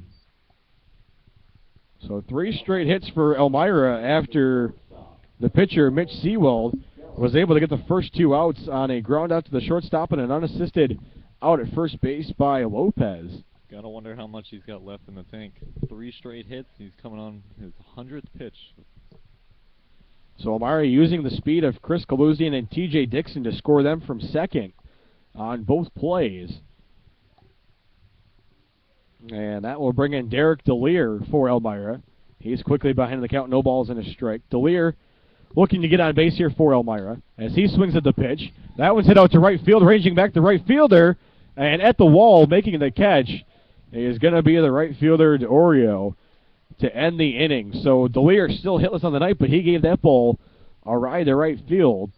As Elmira will strand a base runner, but they take a 5-1 lead as they tack on 2 runs here in the top of the 4th inning. As it's Elmira 5 and the Watertown Rams 1. You're listening to Elmira Pioneers Baseball on the Pioneers Broadcasting Network.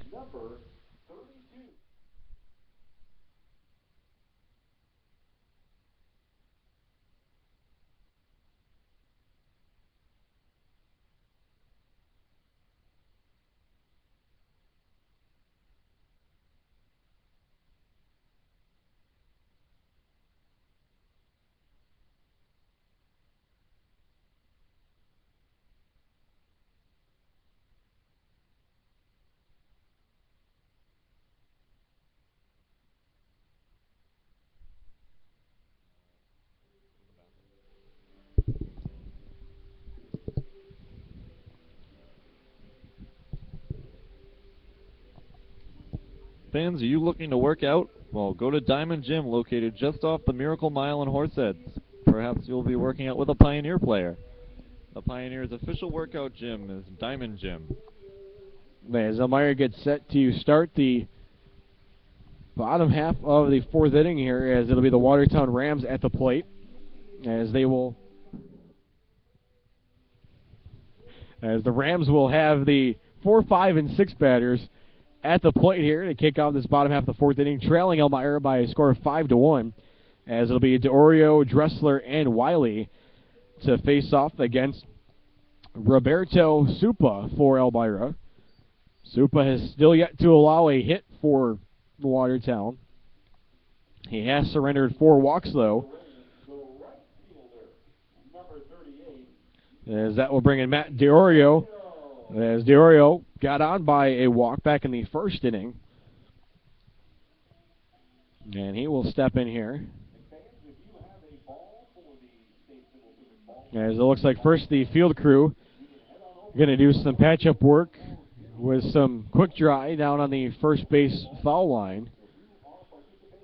As earlier we had some lingering rain that moved through the area here at the Duff in Watertown, New York. Delayed our start by about 10 minutes before first pitch of the home opener for the Rams and the season opener for the Pioneers. Watertown coming in this game 0-1 on the year after they dropped a 6-5 decision against Adirondack last night on the opening day in the PGCBL. Supa now set on the mound. As well in the box is DeOrio. The pitch is going to be low for a ball. So the count, a ball and no strikes. Supa, a rising senior at Cornell, delivers the pitch, and this one's going to be fouled out of play. That'll even the count up.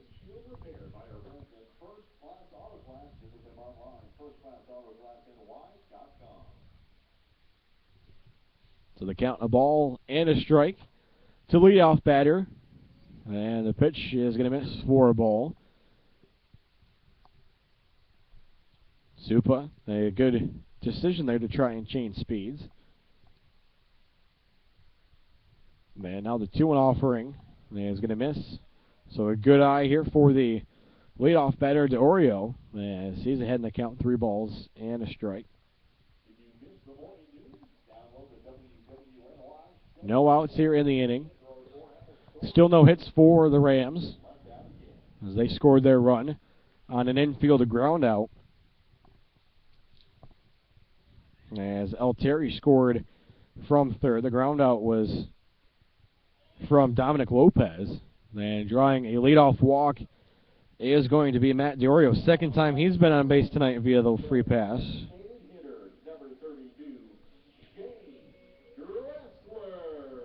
So the 5th walk of the game for Supa, and that will bring in Shane Dressler. Grounded out to the third baseman, Taylor Hilson, his first time up. As the first pitch to him is going to be swung on right to Hilson at third. He flips to second. The turn is a scoop by Ced Tistaban for the double play. As those are the first 2 outs, so back-to-back innings. Roberto Supa gets a double play after he issues a leadoff walk, and that's going to clear the bases for the Rams, as Ben Wiley will step in now. Wiley grounded out to the shortstop, DeLear, his first time up. So make that one a 5-4-3, excuse me, 5-6-3. A double play on the nice scoop by Hilson at third base. As that brings in Wiley. And the first pitch from Supa is going to be a called strike. So Keith Supa continuing to live and die by that walk as he issues another leadoff walk, but his defense comes back to help him out and clear the bases.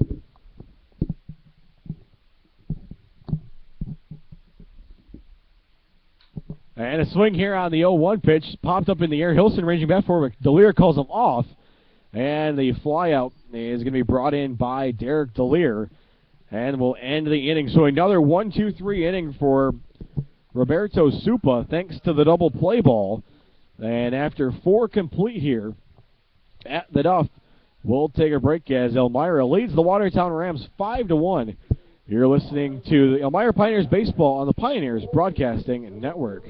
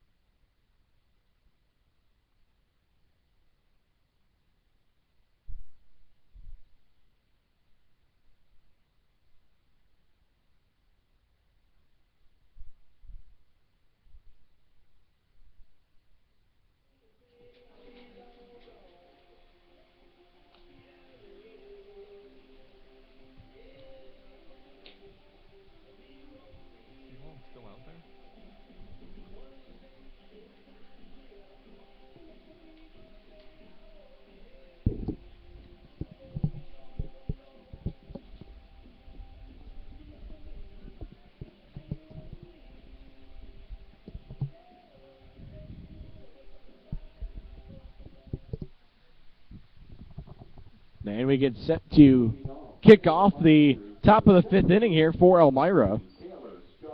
As Taylor Skirpon will step in for the Pioneers. Skirpon 0 for 2 on the night. A strikeout looking and a ground out to the shortstop Moore. Swings to the first pitch here. Grounds it to Sandrisi at third. And they throw across the diamond. And he is going to record the out. So a quick 1 pitch out for Skirpon. And Seawald is now worked into the top of the 5th inning with 4 1/3 innings under his belt. And up there in pitch count. 102 pitches for Seawald. Definitely being asked a lot of him in his first start as a Watertown Ram. Now a chopper up to second base. Altieri the throw to first and the scoop by Lopez. So now the Pioneers trying to help Seawald out there. His 2 pitches have gotten him 2 outs here in the top of the 5th inning. So that's going to be Drew Fisher. Fisher trying to turn his night around in his first game as a Pioneer. He struck out swinging both times that he's come to the plate. Working against the 6'6" right-hander Mitch Seawald. This pitch is chopped just in front of the catcher. Tough throw by Scholl. And he's able to get the out. So a 3-pitch inning for Mitch Seawald. That'll definitely help the resume trying to go into the 6th inning. As we just take a breather from the break, and it's 4.5 innings played here at the Duff. And Elmira has a 5-1 lead against the Watertown Rams going to the bottom of the 5th inning here on the Pioneers Broadcasting Network.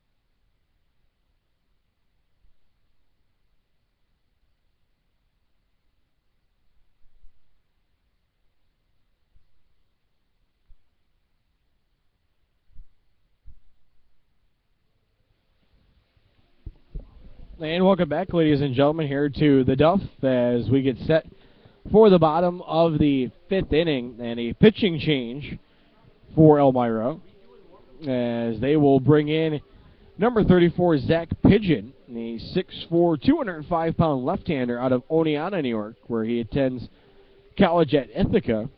And a pretty good night for Supla, Keith, even though he had those 5 walks, had the defense behind him. Yep, great defense behind him as he had no hits, gave up no hits in his outing, and hopefully pitching can keep that up coming in here. So probably what allowed him to get into the 4th inning was those 2 double plays by his defense in the 3rd and 4th innings after he allowed a leadoff walk. So it'll be Zach Pigeon to take over here for Elmira as he will face off against the 7, 8, and 9 batters for Watertown. As it'll be the catcher, Jason Scholl, to lead off. Flied out to the left fielder, Armbrust, his first time up. First pitch here for Zach Pigeon, the tall left-hander. As that one is going to miss for a ball. Elmira with a 5-1 lead. And the second pitch from Pigeon is going to get past the catcher, Fisher. So it'll be Scholl, Bonds, and Alessandrine up for the the Rams here. In the bottom of the 5th inning. As now the count 3-0 here as Pigeon fresh into the game. Trying to get his first strike here of the season in a Pioneers uniform.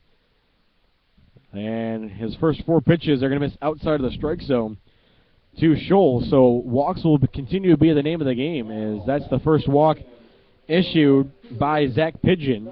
And it will be the 6th walk of the game by Pioneers pitching and the 6th base runner.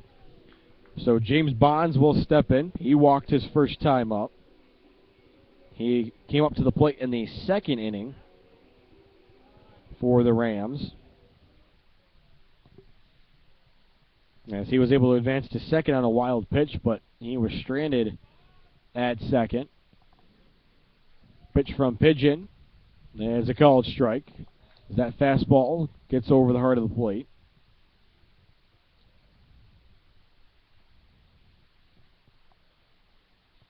Left-hander Pigeon looks at the runner at first, now delivers home, and strike 2 called. So Pigeon changing his approach around here, now jumps ahead of the batter Bonds, no balls and 2 strikes, with the number 9 batter, Robbie Alessandrine, in the on-deck circle. And the 0-2 is a breaking ball that misses low and away.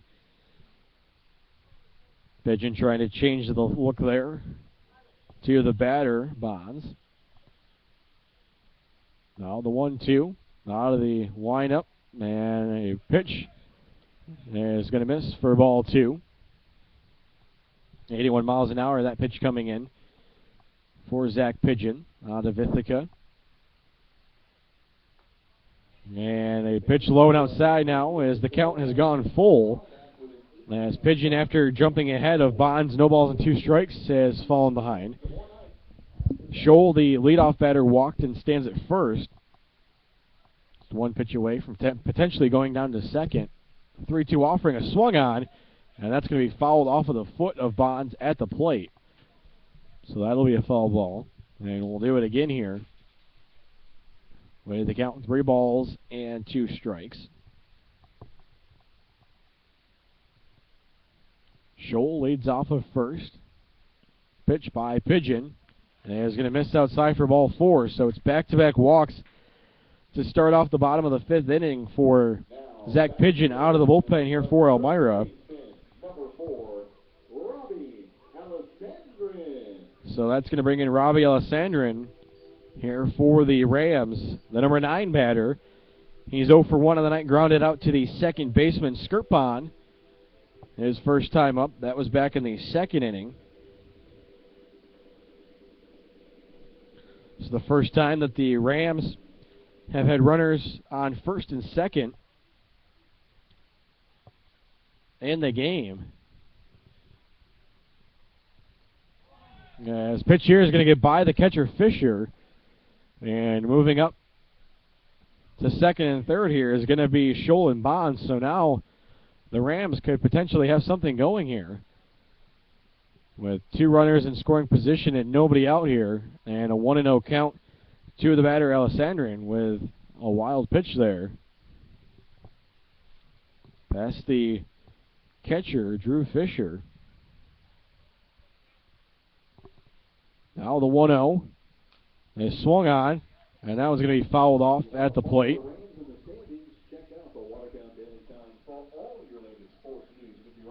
So the count evens up at a ball and a strike. Nobody out here. Elmira leading the Watertown Rams 5-1 as we work from the Duff in the bottom of the 5th inning.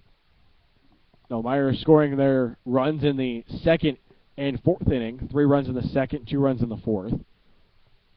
And stepping out of the batter's box here is Alessandrian. As now he's going to talk with the home plate umpire. This might be something resulting from that pitch he fouled off to start the at-bat. As now it looks like the trainer for the Rams is going to come out. As this will give us a little break here in the action. Great chance to remind fans that tomorrow night is the 2014 home opener for the Pioneers at historic Dunn Field. As the Pioneers will welcome in the 2013 PGCBL champion, the Amsterdam Mohawks. As both Friday and Saturday night, Elmira will have huge fireworks after both games, as a huge fireworks display going to be provided to fans. As the fireworks on Friday night will be courtesy of Hillier, and on Saturday night they will be brought to you by First Transit. So 2 great opportunities to see your 2014 Elmira Pioneers and catch a fireworks display after the game. And now a runner comes home here, but a play at the plate, and the runner is out. A ball got by the catcher, Drew Fisher, but a nice job covering by Zach Pigeon. And Elmira escapes giving up another run on a great play covering the plate by Zach Pigeon using all of his 6'4" frame. And that's going to be the first out, as behind the play, the runner Bonds was able to move up to third. And the count will be 2 balls and a strike to the batter, Alessandrian, at the plate. Good job by Fisher there, keeping the ball in front of him, close to him, and getting up quick and throwing the ball to Pigeon to get him in time. Yeah, nice alert play by Pigeon to get off the mound for a bigger guy. He got off the mound very quickly and was in a very good position to be able to tag the runner Scholl coming from third. And it almost looked like Scholl kind of got a late break because he was starting to go back to third and then had his momentum start to go home. So he didn't have his initial momentum going to home. Can't be indecisive on the base path. So Elmira still holds on to their 5-1 lead, and now just 1 runner on the base paths, as it's going to be Bonds on third as he moves up after the play. So you can mark that as a passed ball, and then a 2-1 on the out, as it'll be the first out of the inning here for the Rams. Oh, and a pitch here hit right back up the middle, as that was just over the head of Pigeon. And that's going to be the first hit of the ball game for the Rams, and it'll be their second run of the night, as it's now a 5-2 ball game. As the first hit comes from the number 9 hitter, Robbie Alessandrine, as he scores Bonds, and that'll take things back to the top of the lineup for Santino Altieri, as he's been on base tonight twice, both via the walk.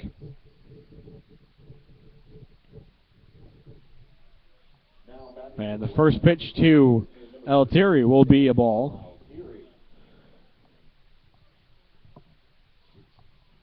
So a run here in the bottom of the 5th inning for the Rams. And a breaking ball will be a called strike here to Altieri, as it kind of froze him at the plate. So the count on a ball and a strike. With 1 out, the pitch now from Pigeon is swung on. This one's to the shortstop. The throw by DeLear off balance, and he makes the play. And he's able to get the speedy Altieri at first. That'll move the runner up to second, but there's 2 away. So that'll bring in Nick Moore for the Rams. He is 0 for 2 on the night. It's flown out and is grounded into a double play. as he will bat with a runner leading off second, as that is Alessandrine.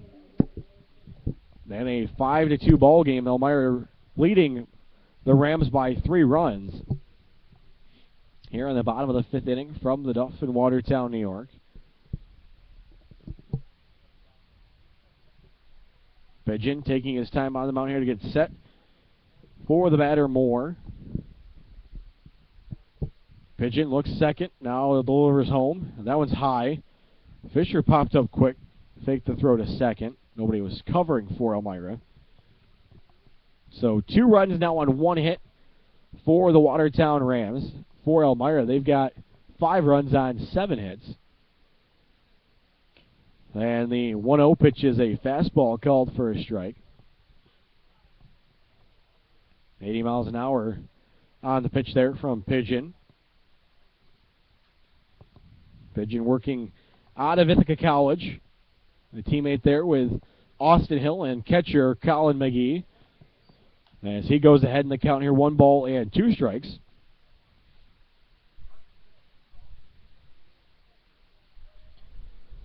So 1-2 the count, 2 outs here.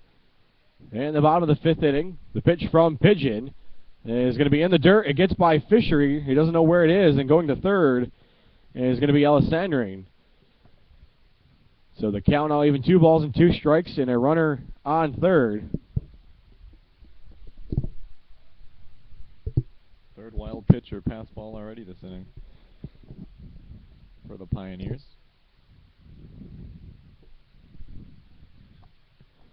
So the count 2 balls, 2 strikes, 2 outs here for Zach Pigeon in relief of the starter for Elmira, Roberto Supa. And the pitch is going to be fouled out of play over on the first base side as Nick Moore keeps the at-bat alive.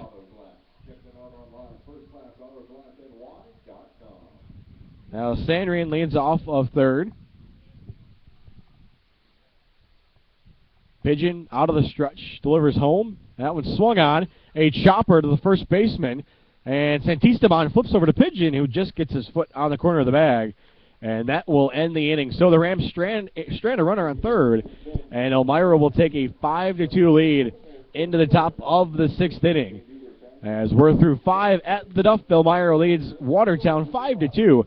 You're listening to Elmira Pioneers Baseball on the Pioneers Broadcasting Network.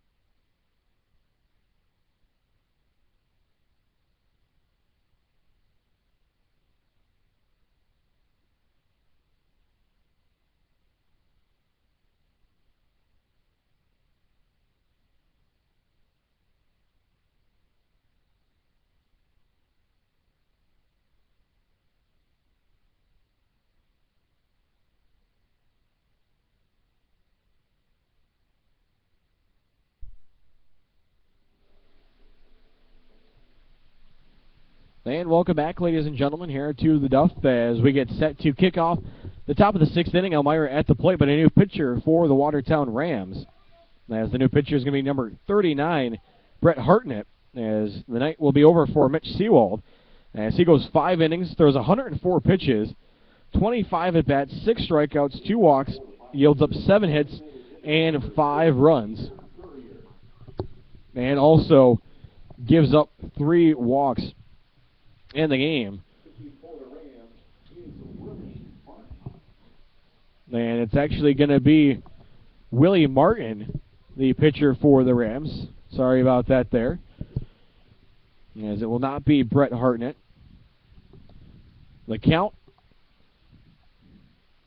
on the pitch here is going to be a called strike to the leadoff batter for Elmira here in the inning, as Pete Carrier kicking things off in the top of the 6th inning. As the 0-1 pitch will miss outside for a ball. Carrier 1 for 2 on the night. He's got a single and a ground out to the shortstop. So a very valiant effort put forth by Mitch Seawald. 104 pitches in his first outing as a Ram.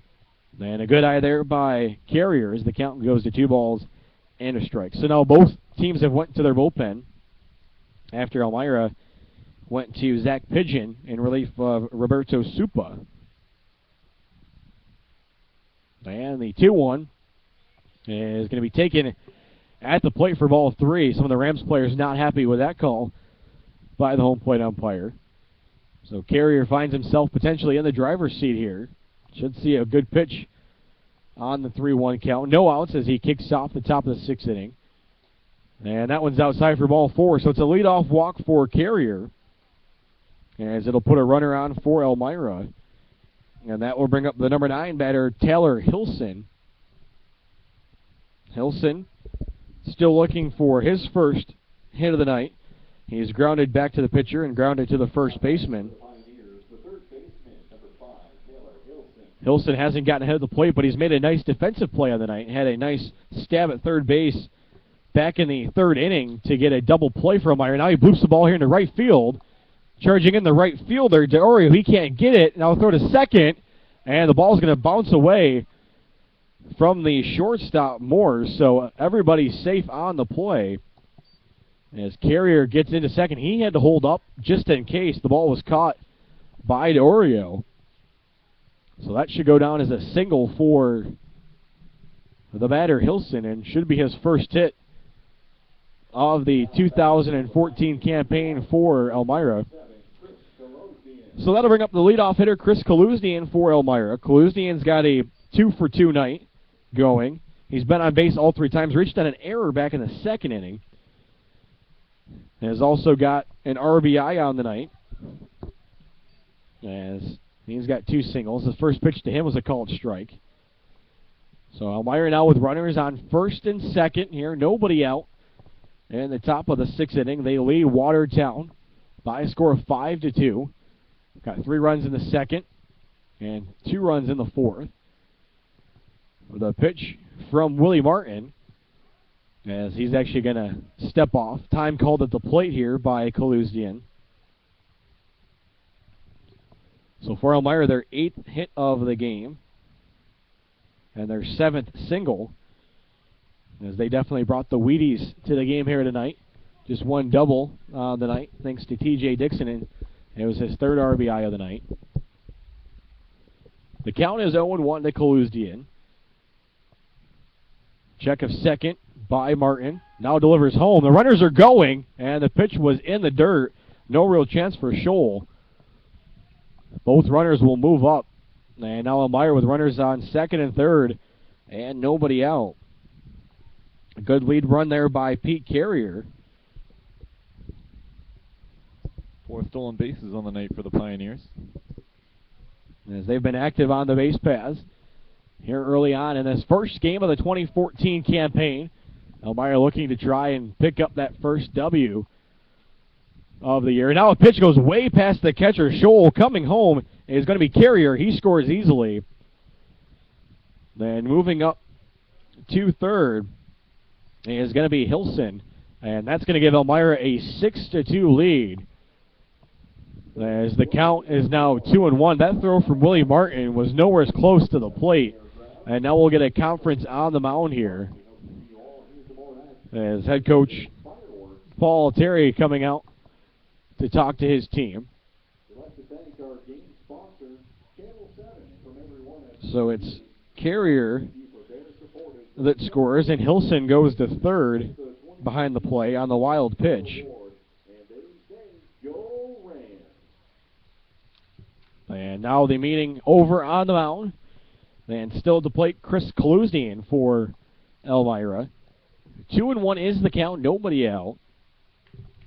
Elmira answers the Watertown run that the Rams picked up in the bottom of the 5th inning. Martin sets, delivers, and the pitch is outside. It gets away from the catcher's shoal, but not far enough away for any advancing of the runner. Having to stay tight at third is Hilson. Hilson got on base with his first hit of the season. He's now got a 1-for-3 night. Had a bloop single into right field. Was able to get second on a double steal. And moved to third over on the wild pitch by Martin. Now the 3-1 is going to be swung on by Kaluznian and fouled out of play over towards the bounce house on the first base side. Trying to give a souvenir to the couple of kids that are over at the bounce house. On this now chilly night here in Watertown, as the rain and moisture looks to have moved away, but now overcast and gloomy under the lights of the Duff. And the pitch from Martin is in the dirt, and that's going to be ball 4. Nice scoop, though, by Scholl behind the plate, not to allow the runner Hilson to advance from third. So it's the second walk of the inning, and now T.J. Dixon's going to step in. And Dixon has definitely put on a show in his first game for Elmira. 3-for-3 with 3 RBIs, including a double.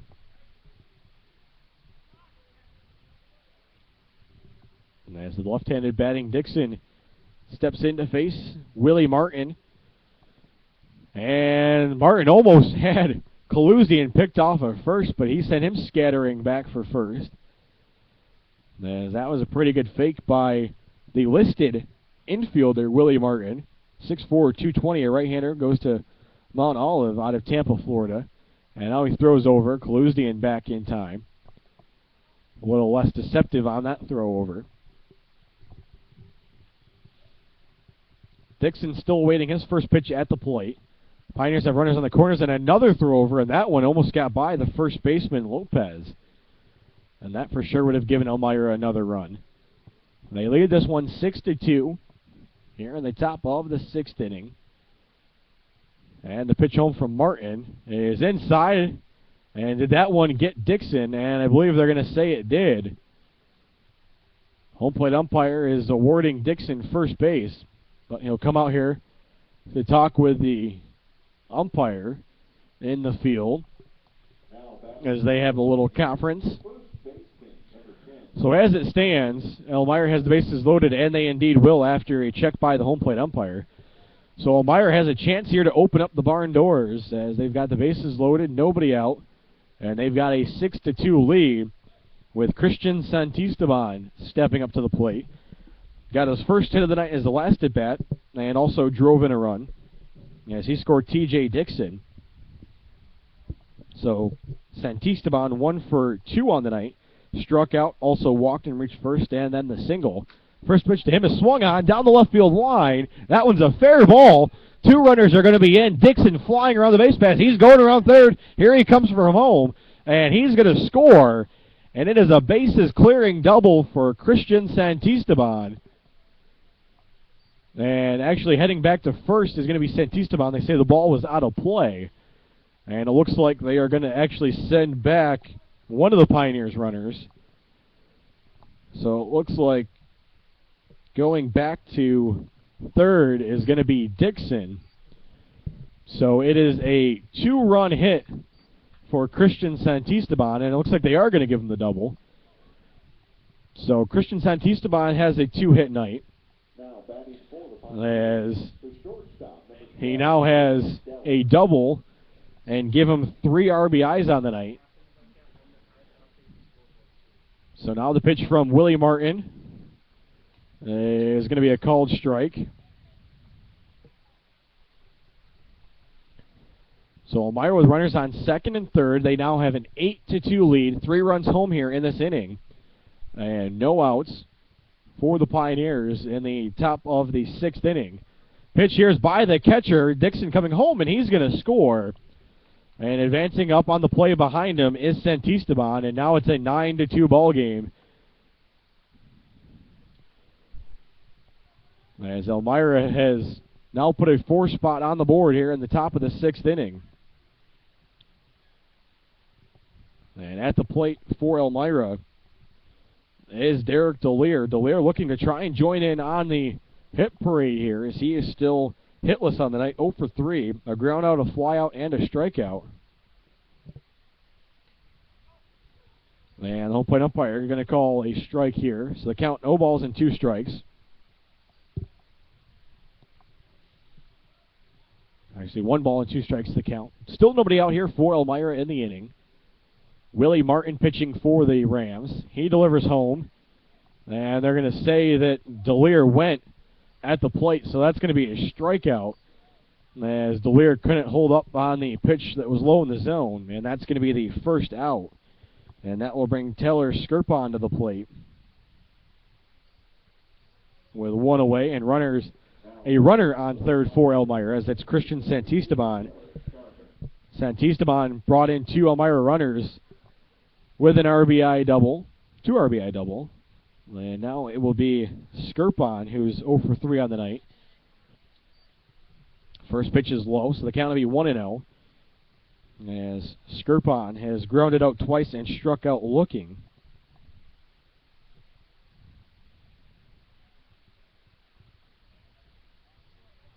And the second pitch will be low as well, as going down to the dirt with Scholl. So Willie Martin came in to relieve the starter for the Rams, Mitchell Seawald. And Seawald threw 104 pitches in his outing, as he went 5 innings. And the time was looking at a 5-2 deficit, but now Elmira has put 4 runs on the board here in the top of the 6th inning, and they lead Watertown 9-2 in their opening game of the 2014 campaign. Pitch from Martin is going to be a ball. Good eye there by Skirpon, as Santisteban has to get back to third. He had a pretty good lead off of third. So they count 3-1. On deck for Elmira, John Armbrust. Now the 3-1 offering here from Martin as he settles on the mound. Checks the runner Santisteban at third. And the infield in here for Watertown. And a ball in the dirt, and that's going to be a walk. And Elmira with runners now on the corners again, as John Armbrust will step up to the plate. And for Armbrust, looking to try and get a first hit for himself, as he's been on base once tonight, walked and came around to score in the 2nd inning, has also grounded out to the pitcher, and has grounded out to the second baseman.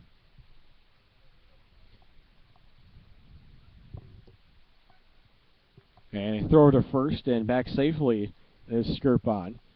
Skirpon out of Penn State University, was really a utility player for the Nittany Lions. Played a couple different positions, saw a time at catcher, saw a time at second, saw a time at short, even saw a time in the outfield. As ahead in the count here is John Armbrust, with runners on the corners for the Pioneers. 1 out here in the top of the 6th inning. Elmira's got 4 runs in. They lead Watertown 9-2. Willie Martin pitching for Watertown as he throws over to first. As Martin a little bit worried about Skirpon over there at first. Imagine Skirpon would try to be running and try and keep Elmira out of the double play. The pitch here is going to be outside of Scholl. He did a good job of gloving it. So Elmira 9 runs, 9 hits. Then the opening contest of 2014 for Elmira. Second game of the 2014 campaign for Watertown. They're trying to avoid going to 0-2 on the year after dropping their season opener against Adirondack 6-5. Pitch home now from Martin is by the catcher Scholl, but not going as Santisteban from third, and going to second is going to be the runner Skirpon as he moves up on the wild pitch. So smart move there by Pioneers head coach Matt Birch to keep Santisteban at third, with the Pioneers up 9-2. Infield still in for the Wizards. And the pitch home is going to be a ball. The count now 3-1, with 1 out here in the top of the 6th inning. Santisteban leads off of 3rd. And leading off of 2nd is Skirpon. And that's going to be a walk to load the bases to Armbrust. So his 2nd time tonight that he's been walked and got on base. And now that's the 4th walk of this inning by Willie Martin as the bases get loaded up. Pitching change. So Willie Martin starts the inning but cannot get out of the inning as he registers just a third of an inning. And this one. And we'll see who the Rams will bring in here as the Rams and Paul Altieri go to the bullpen. As it looks like it's going to be number 22 potentially. As it's actually going to be number 1, Kyle Simmons. Simmons, a 6'2", 180-pound left-hander out of Coker College, a Watertown, New York native.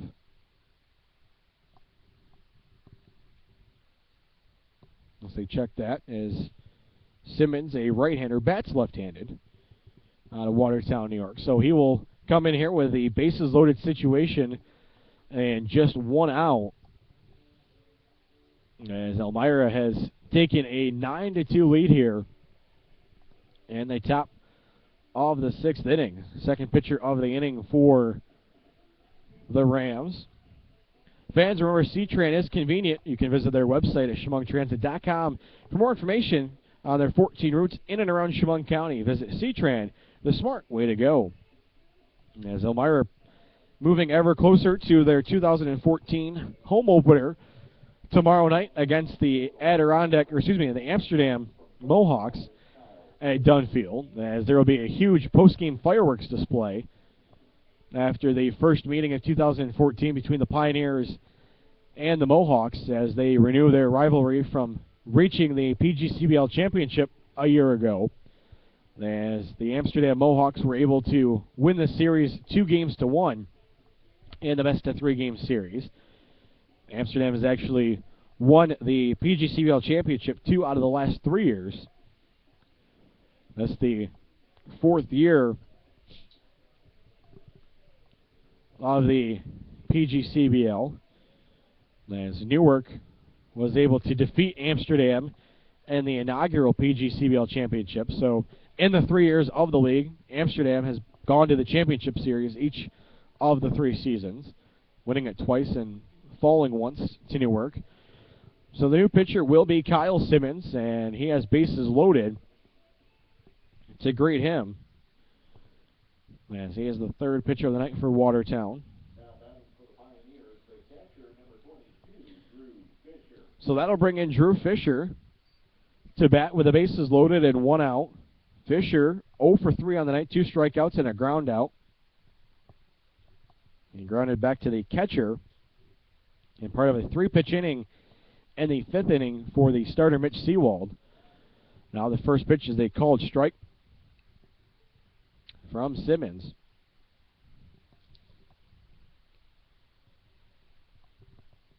Simmons, the bases loaded, the pitch, and it's a called strike too. So quickly out of the bullpen, Kyle Simmons is delivering. As he's quickly ahead of Fisher. No balls and 2 strikes. And now the 0-2 is swung at and fouled off by Fisher to keep the at-bat alive. Pitch registered at 82 miles an hour. As Fisher trying to get his first hit of the year and try to keep this inning going for Elmira. The pitch is swung on and again fouled off. Nice job of fighting that inside pitch off.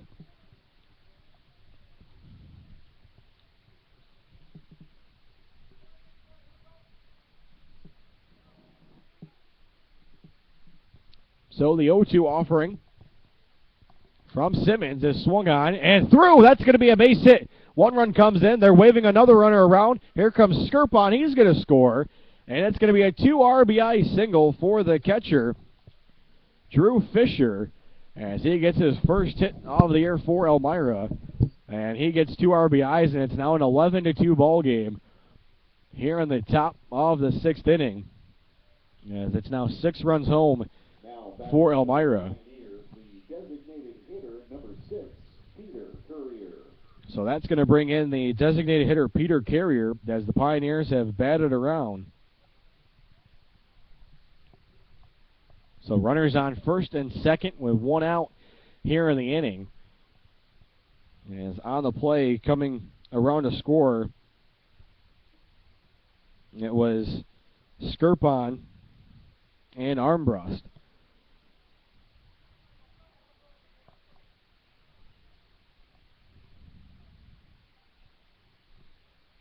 Pitch home here from Simmons is swung on, and that one's popped up, but that'll get out of play on the third base side.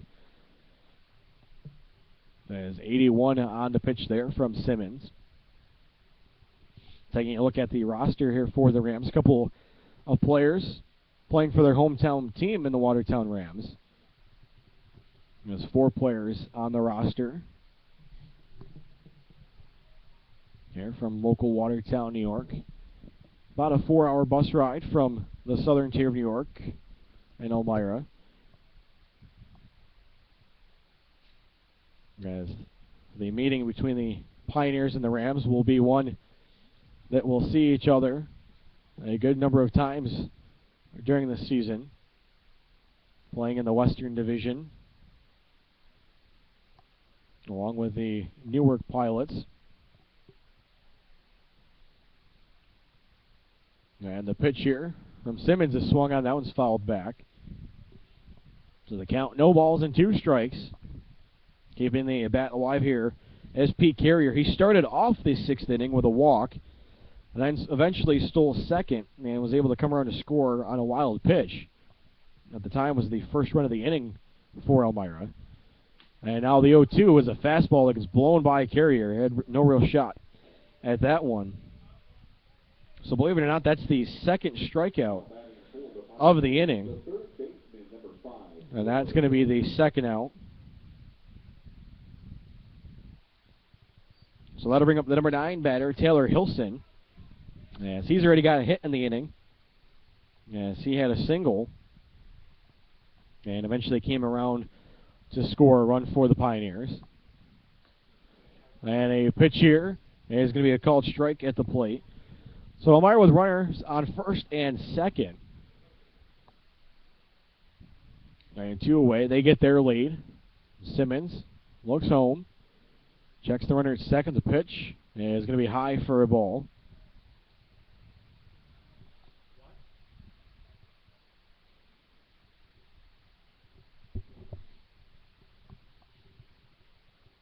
Now Simmons getting his signs from the catcher, Scholl. And a pitch swung on, a high chopper. That's going to be into right field for a single. Here comes Armbrust around to score. Heading into third is going to be Fisher. And it's an RBI single for Taylor Hilson, his second hit of the inning. And it's now a 12-2 ball game in favor of the Pioneers. And that marks 19 of 36 Pioneers that have reached base this game. As everybody joining in on the hit parade here this evening. As Hilson started his night 0 for 2, but now he's got a 2 for 2 night here in 1 inning. As that will take things back to the top of the lineup for Chris Kaluzdian, who walked and came around to score in the inning.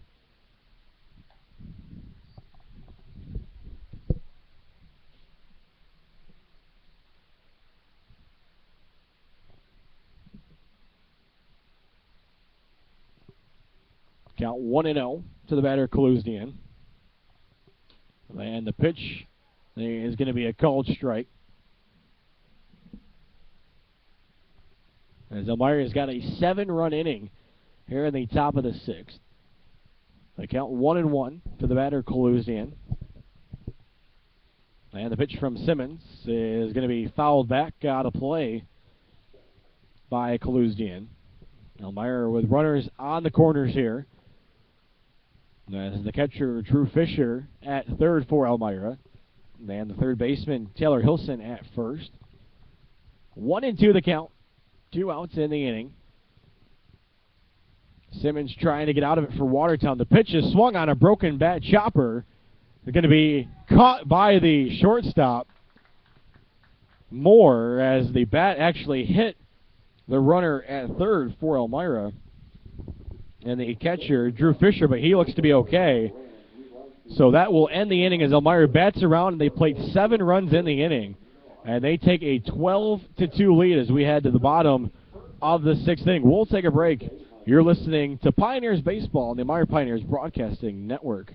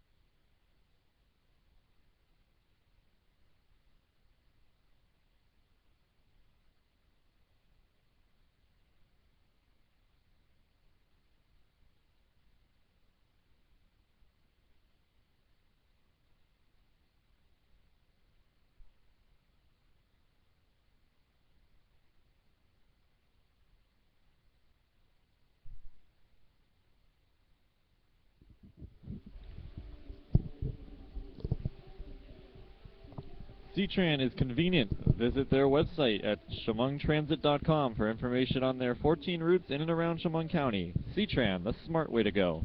So a new pitcher here for the Pioneers as we kick off the bottom of the 6th inning, as it's going to be Brandon DeOrio. As DeOrio out of Endicott, New York, as he goes to Ithaca, and he will take over for his teammate, Zach Pidgeon, who went 1 inning through 25 pitches, faced 5 batters, walked 2, gave up 1 hit, 1 run. That was earned and had 2 wild pitches in the inning. So we'll see what DeOrio can do now with a little bit of run support, as he has a 12-2 lead to work with. Yeah, so his first pitch is going to be low for a ball, as he faces the leadoff batter, Dominic Lopez, who's going to follow this pitch back. As Lopez 0 for 2 on the night, has grounded out and flew out, but his ground out back in the first accounted for the Rams' first run of the game. Now a pitch swung on here. This one's into center in front of Dixon. He makes the slide, and he can't come up with the ball as it's off of his glove. And that's going to be the second hit of the night for Watertown, as that was a tough sliding play for Dixon out in center, as it was off the end of the bat by Lopez, but you can't take anything away from him as he ran out the play. So that will bring in an interesting matchup here now, as Matt DeOrio will come in to face Brandon DeOrio. And they've probably never met each other before. So it'll be another left-handed batter in Matt DeOrio from the right-handed Brandon DeOrio. First pitch will be high for a ball.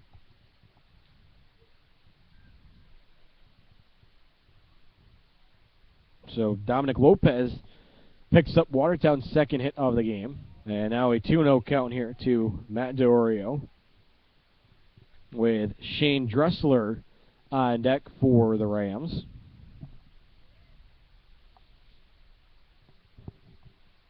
And the pitch is going to be fouled back. Good fastball there from DeOrio. It was up in the zone. It was enough to entice a swing from his counterpart. So the count, 2 balls, 1 strike, nobody out here in the bottom of the 6th inning for Watertown. They have a runner on first. And a swing and a miss here on a fastball from DeOrio. Doesn't really have an overpowering fastball. Really looks to work on location for his pitches. Also has a pretty good breaking ball on him. A returner from 2013 for the Pioneers. And a pitch here is going to be fouled out of play. And the count goes to 2 balls And 2 strikes. So good job keeping the at-bat alive for Matt DiOrio. 12-2 the score in favor of Elmira after they had a 7-run outburst in the top of the 6th inning. The 2-2 is going to be inside for ball 3, so the count will go full. So a payoff pitch coming here. Runner takes a good lead at first. That's Lopez. And the pitch is swung on. He chopper is short. Ball's bobbled. Going to first is DeLear, and he gets the out. Nice alert play from DeLear to stay with it and not try to flip it to second. So that'll be a fielder's choice ground out for DiOrio. And Dominic Lopez will move up to second. So that simply goes down as a 6-3 putout, but there was more to it than just that. And that will bring up Shane Dressler here for Watertown. Dressler 0 for 2 on the night, is grounded out to the third baseman Taylor Hilson and then hit into a double play at third base by Hilson. Hilson made a nice stab on that play in the 4th inning to start the 5-6-3. First pitch is a called strike here, with 1 away in the home half of the 6th inning for Watertown.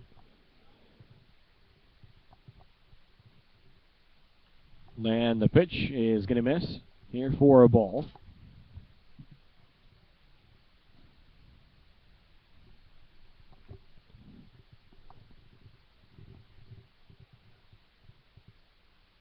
And now DiOrio delivers. Pitch is swung on over to first base. DiOrio has to hustle to cover.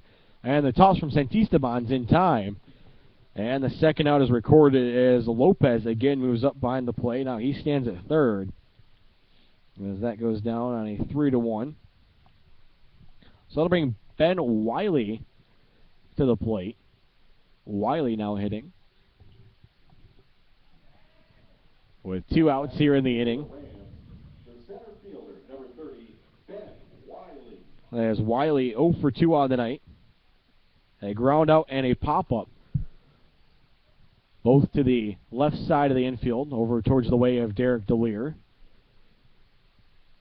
First pitch is going to fall off out of place. The count goes to 0-1. Leading off of third is Lopez. The pitch is a called strike right down the heart of the plate. Looked in all the way by Wiley.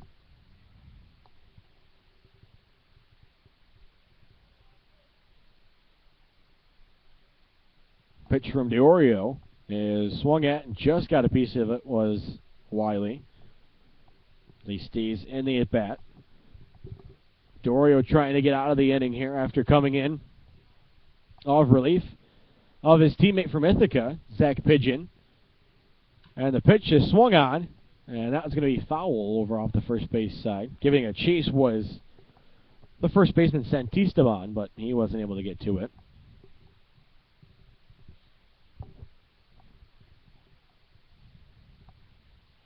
Doug Page alongside Keith Bujak here in the bottom of the 6th inning. And Watertown, as the Pioneers lead the Rams by a score of 12-2, and there's a called strike 3. On the inside part of the plate, as that will end the inning as the Rams strand a runner on third after the leadoff single by Dominic Lopez. We've played 6 full here at the Duff. We head to the top of the 7th. Elmira on top 12-2. You're listening to Pioneers Baseball on the Elmira Pioneers Broadcasting Network.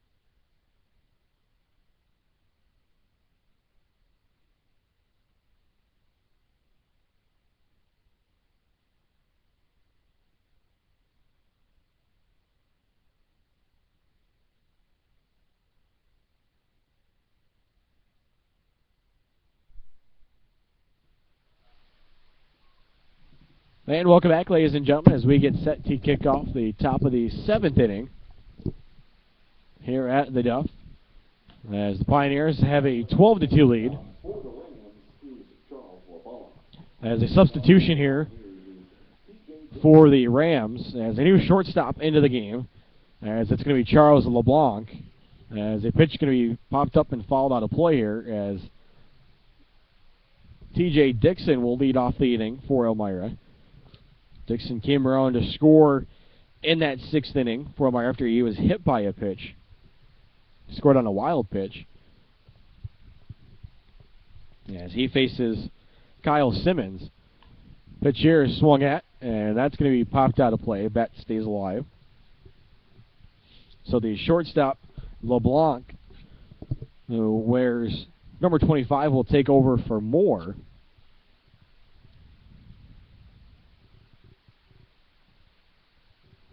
And the 0-2 is going to miss for a ball, so they count 1 ball and 2 strikes. So let's see if LeBlanc hits in the number 2 spot for Nick Moore.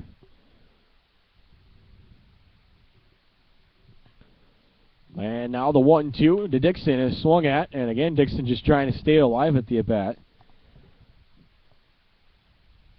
As this will be the 6th pitch of the at-bat coming up here. That pitch came in at 82 miles an hour. As we close in on 2 hours and 50 minutes of game time here. His pitch swung on by Dixon. A high chopper to the second baseman, Altieri. And he's able to play the little hopper that it took to the left and get the speedy Dixon out at first. So that's the first time that Dixon has been retired tonight. Had reached base all 4 of his previous at-bats with 3 hits and the hit by pitch. Goes down 4-3. So that'll bring in Christian Santisteban for the Pioneers. And the first pitch is going to miss for a ball. They're in the top of the 7th inning. Almost 7th inning stretch time here at the Duff. And the pitch from Simmons is going to be high for a ball. So 2-0 the count. Elmira 12 runs on 11 hits. For Watertown, 2 runs on 2 hits. And the pitch is a big swing and a miss by Santisteban. He really tried to catch that ball squarely. On deck for Elmira, the shortstop, Derek DeLear. And another big swing and a miss by Santisteban. So Simmons has worked his way back into the count. It's now 2 balls and 2 strikes.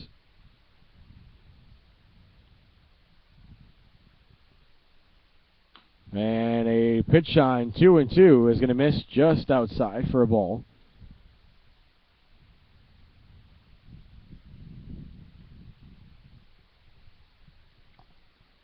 And now the 3-2 is fouled back as that fastball went up the ladder, and Santisteban just got a piece of it. DeLear in the on-deck circle. The only Pioneer thus far tonight, unfortunately, that has not reached base. Hopefully he can change that in his next at-bat here. Count still 3-2 to Santisteban. Simmons delivers. And now it's swung on. Hit into left field. Ridging over, though, the center fielder. And the catch is made by Wiley for the 2nd out. So Santisteban had picked up a hit in his last 2 at-bats with a double and a single. But now it's going to go down as an F8. So Derek DeLear will step in for Elmira. He struck out twice, has also flied out and grounded out. He awaits the pitch from the right-handed throwing Simon. And that one's going to be a called strike.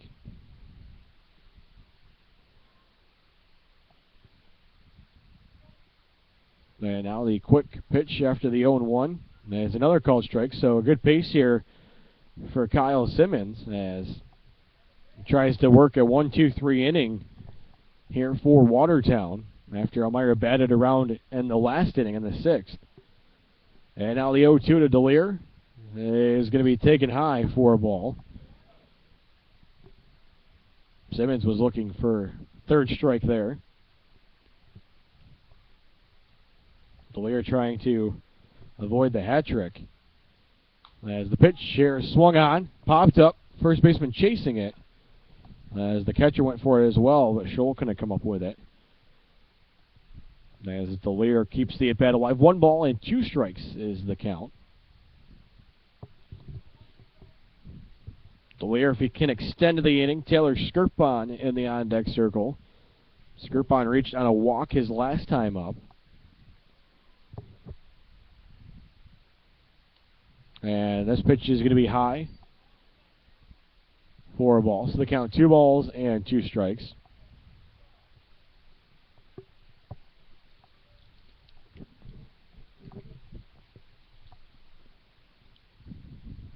DeLear ready at the plate. The pitch, he swings at it, and right to the shortstop. Charles LeBlanc, newly entered into the game. Then the walk just not there for Derek DeLear as he lines out to the shortstop to end the 6th, or end the top of the 7th. So that means it's 7th inning stretch time here at the Duff, and we will take a break as Elmira leads Watertown 12-2 after 6.5 innings of play. You're listening to Pioneers Baseball on the Elmira Pioneers Broadcasting Network.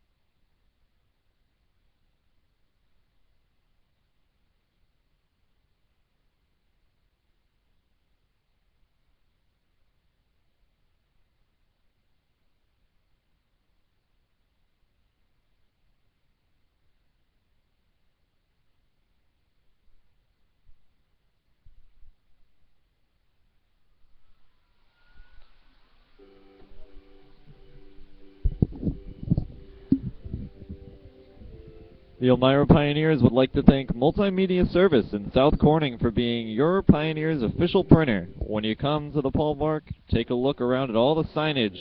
It's printed by Multimedia Services. As we get set to kick off the bottom of the 7th inning. And back out on the mound for Elmira is Brandon DeOrio. And leading things off here for Watertown, it will be the catcher, Jason Scholl. As he swings here and over the leaping Taylor Skirpon at second base. Well, Skirpon got up there in the air to try and get that one. So it'll be a leadoff single for Scholl, his first hit of the night. And that's going to bring in James Bonds with no outs here. Now 3 hits on the night for Watertown. Bonds has been on base twice tonight. He's walked both times, come around to score once. He walked in the 2nd and the 5th innings. First pitch to him is going to be a called strike. As we play here in the bottom of the 7th inning.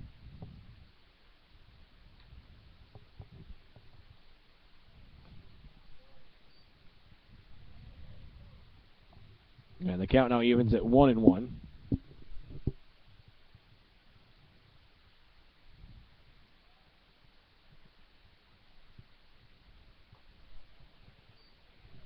Then a good eye there by the catcher, Drew Fisher, to keep that ball in front of him. As the count now 2 balls and a strike.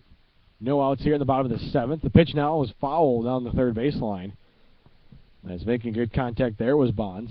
The count even now 2 balls and 2 strikes. A runner on first here for the Rams. A leadoff single from Jason Scholl, the 3rd hit of the night.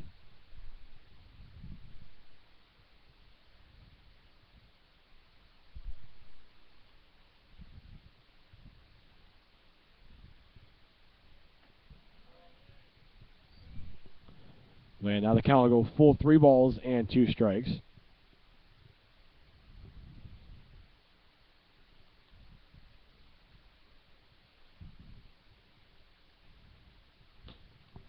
And a strikeout there for DeOrio as he sits down Bonds on strike. So that will bring up Robbie Alessandrin. Alessandrin 1 for 2 on the night. He's got a single and also grounded out to the second baseman Skirpon. As he still has a runner, Scholl on first. And the first pitch is going to be a called strike.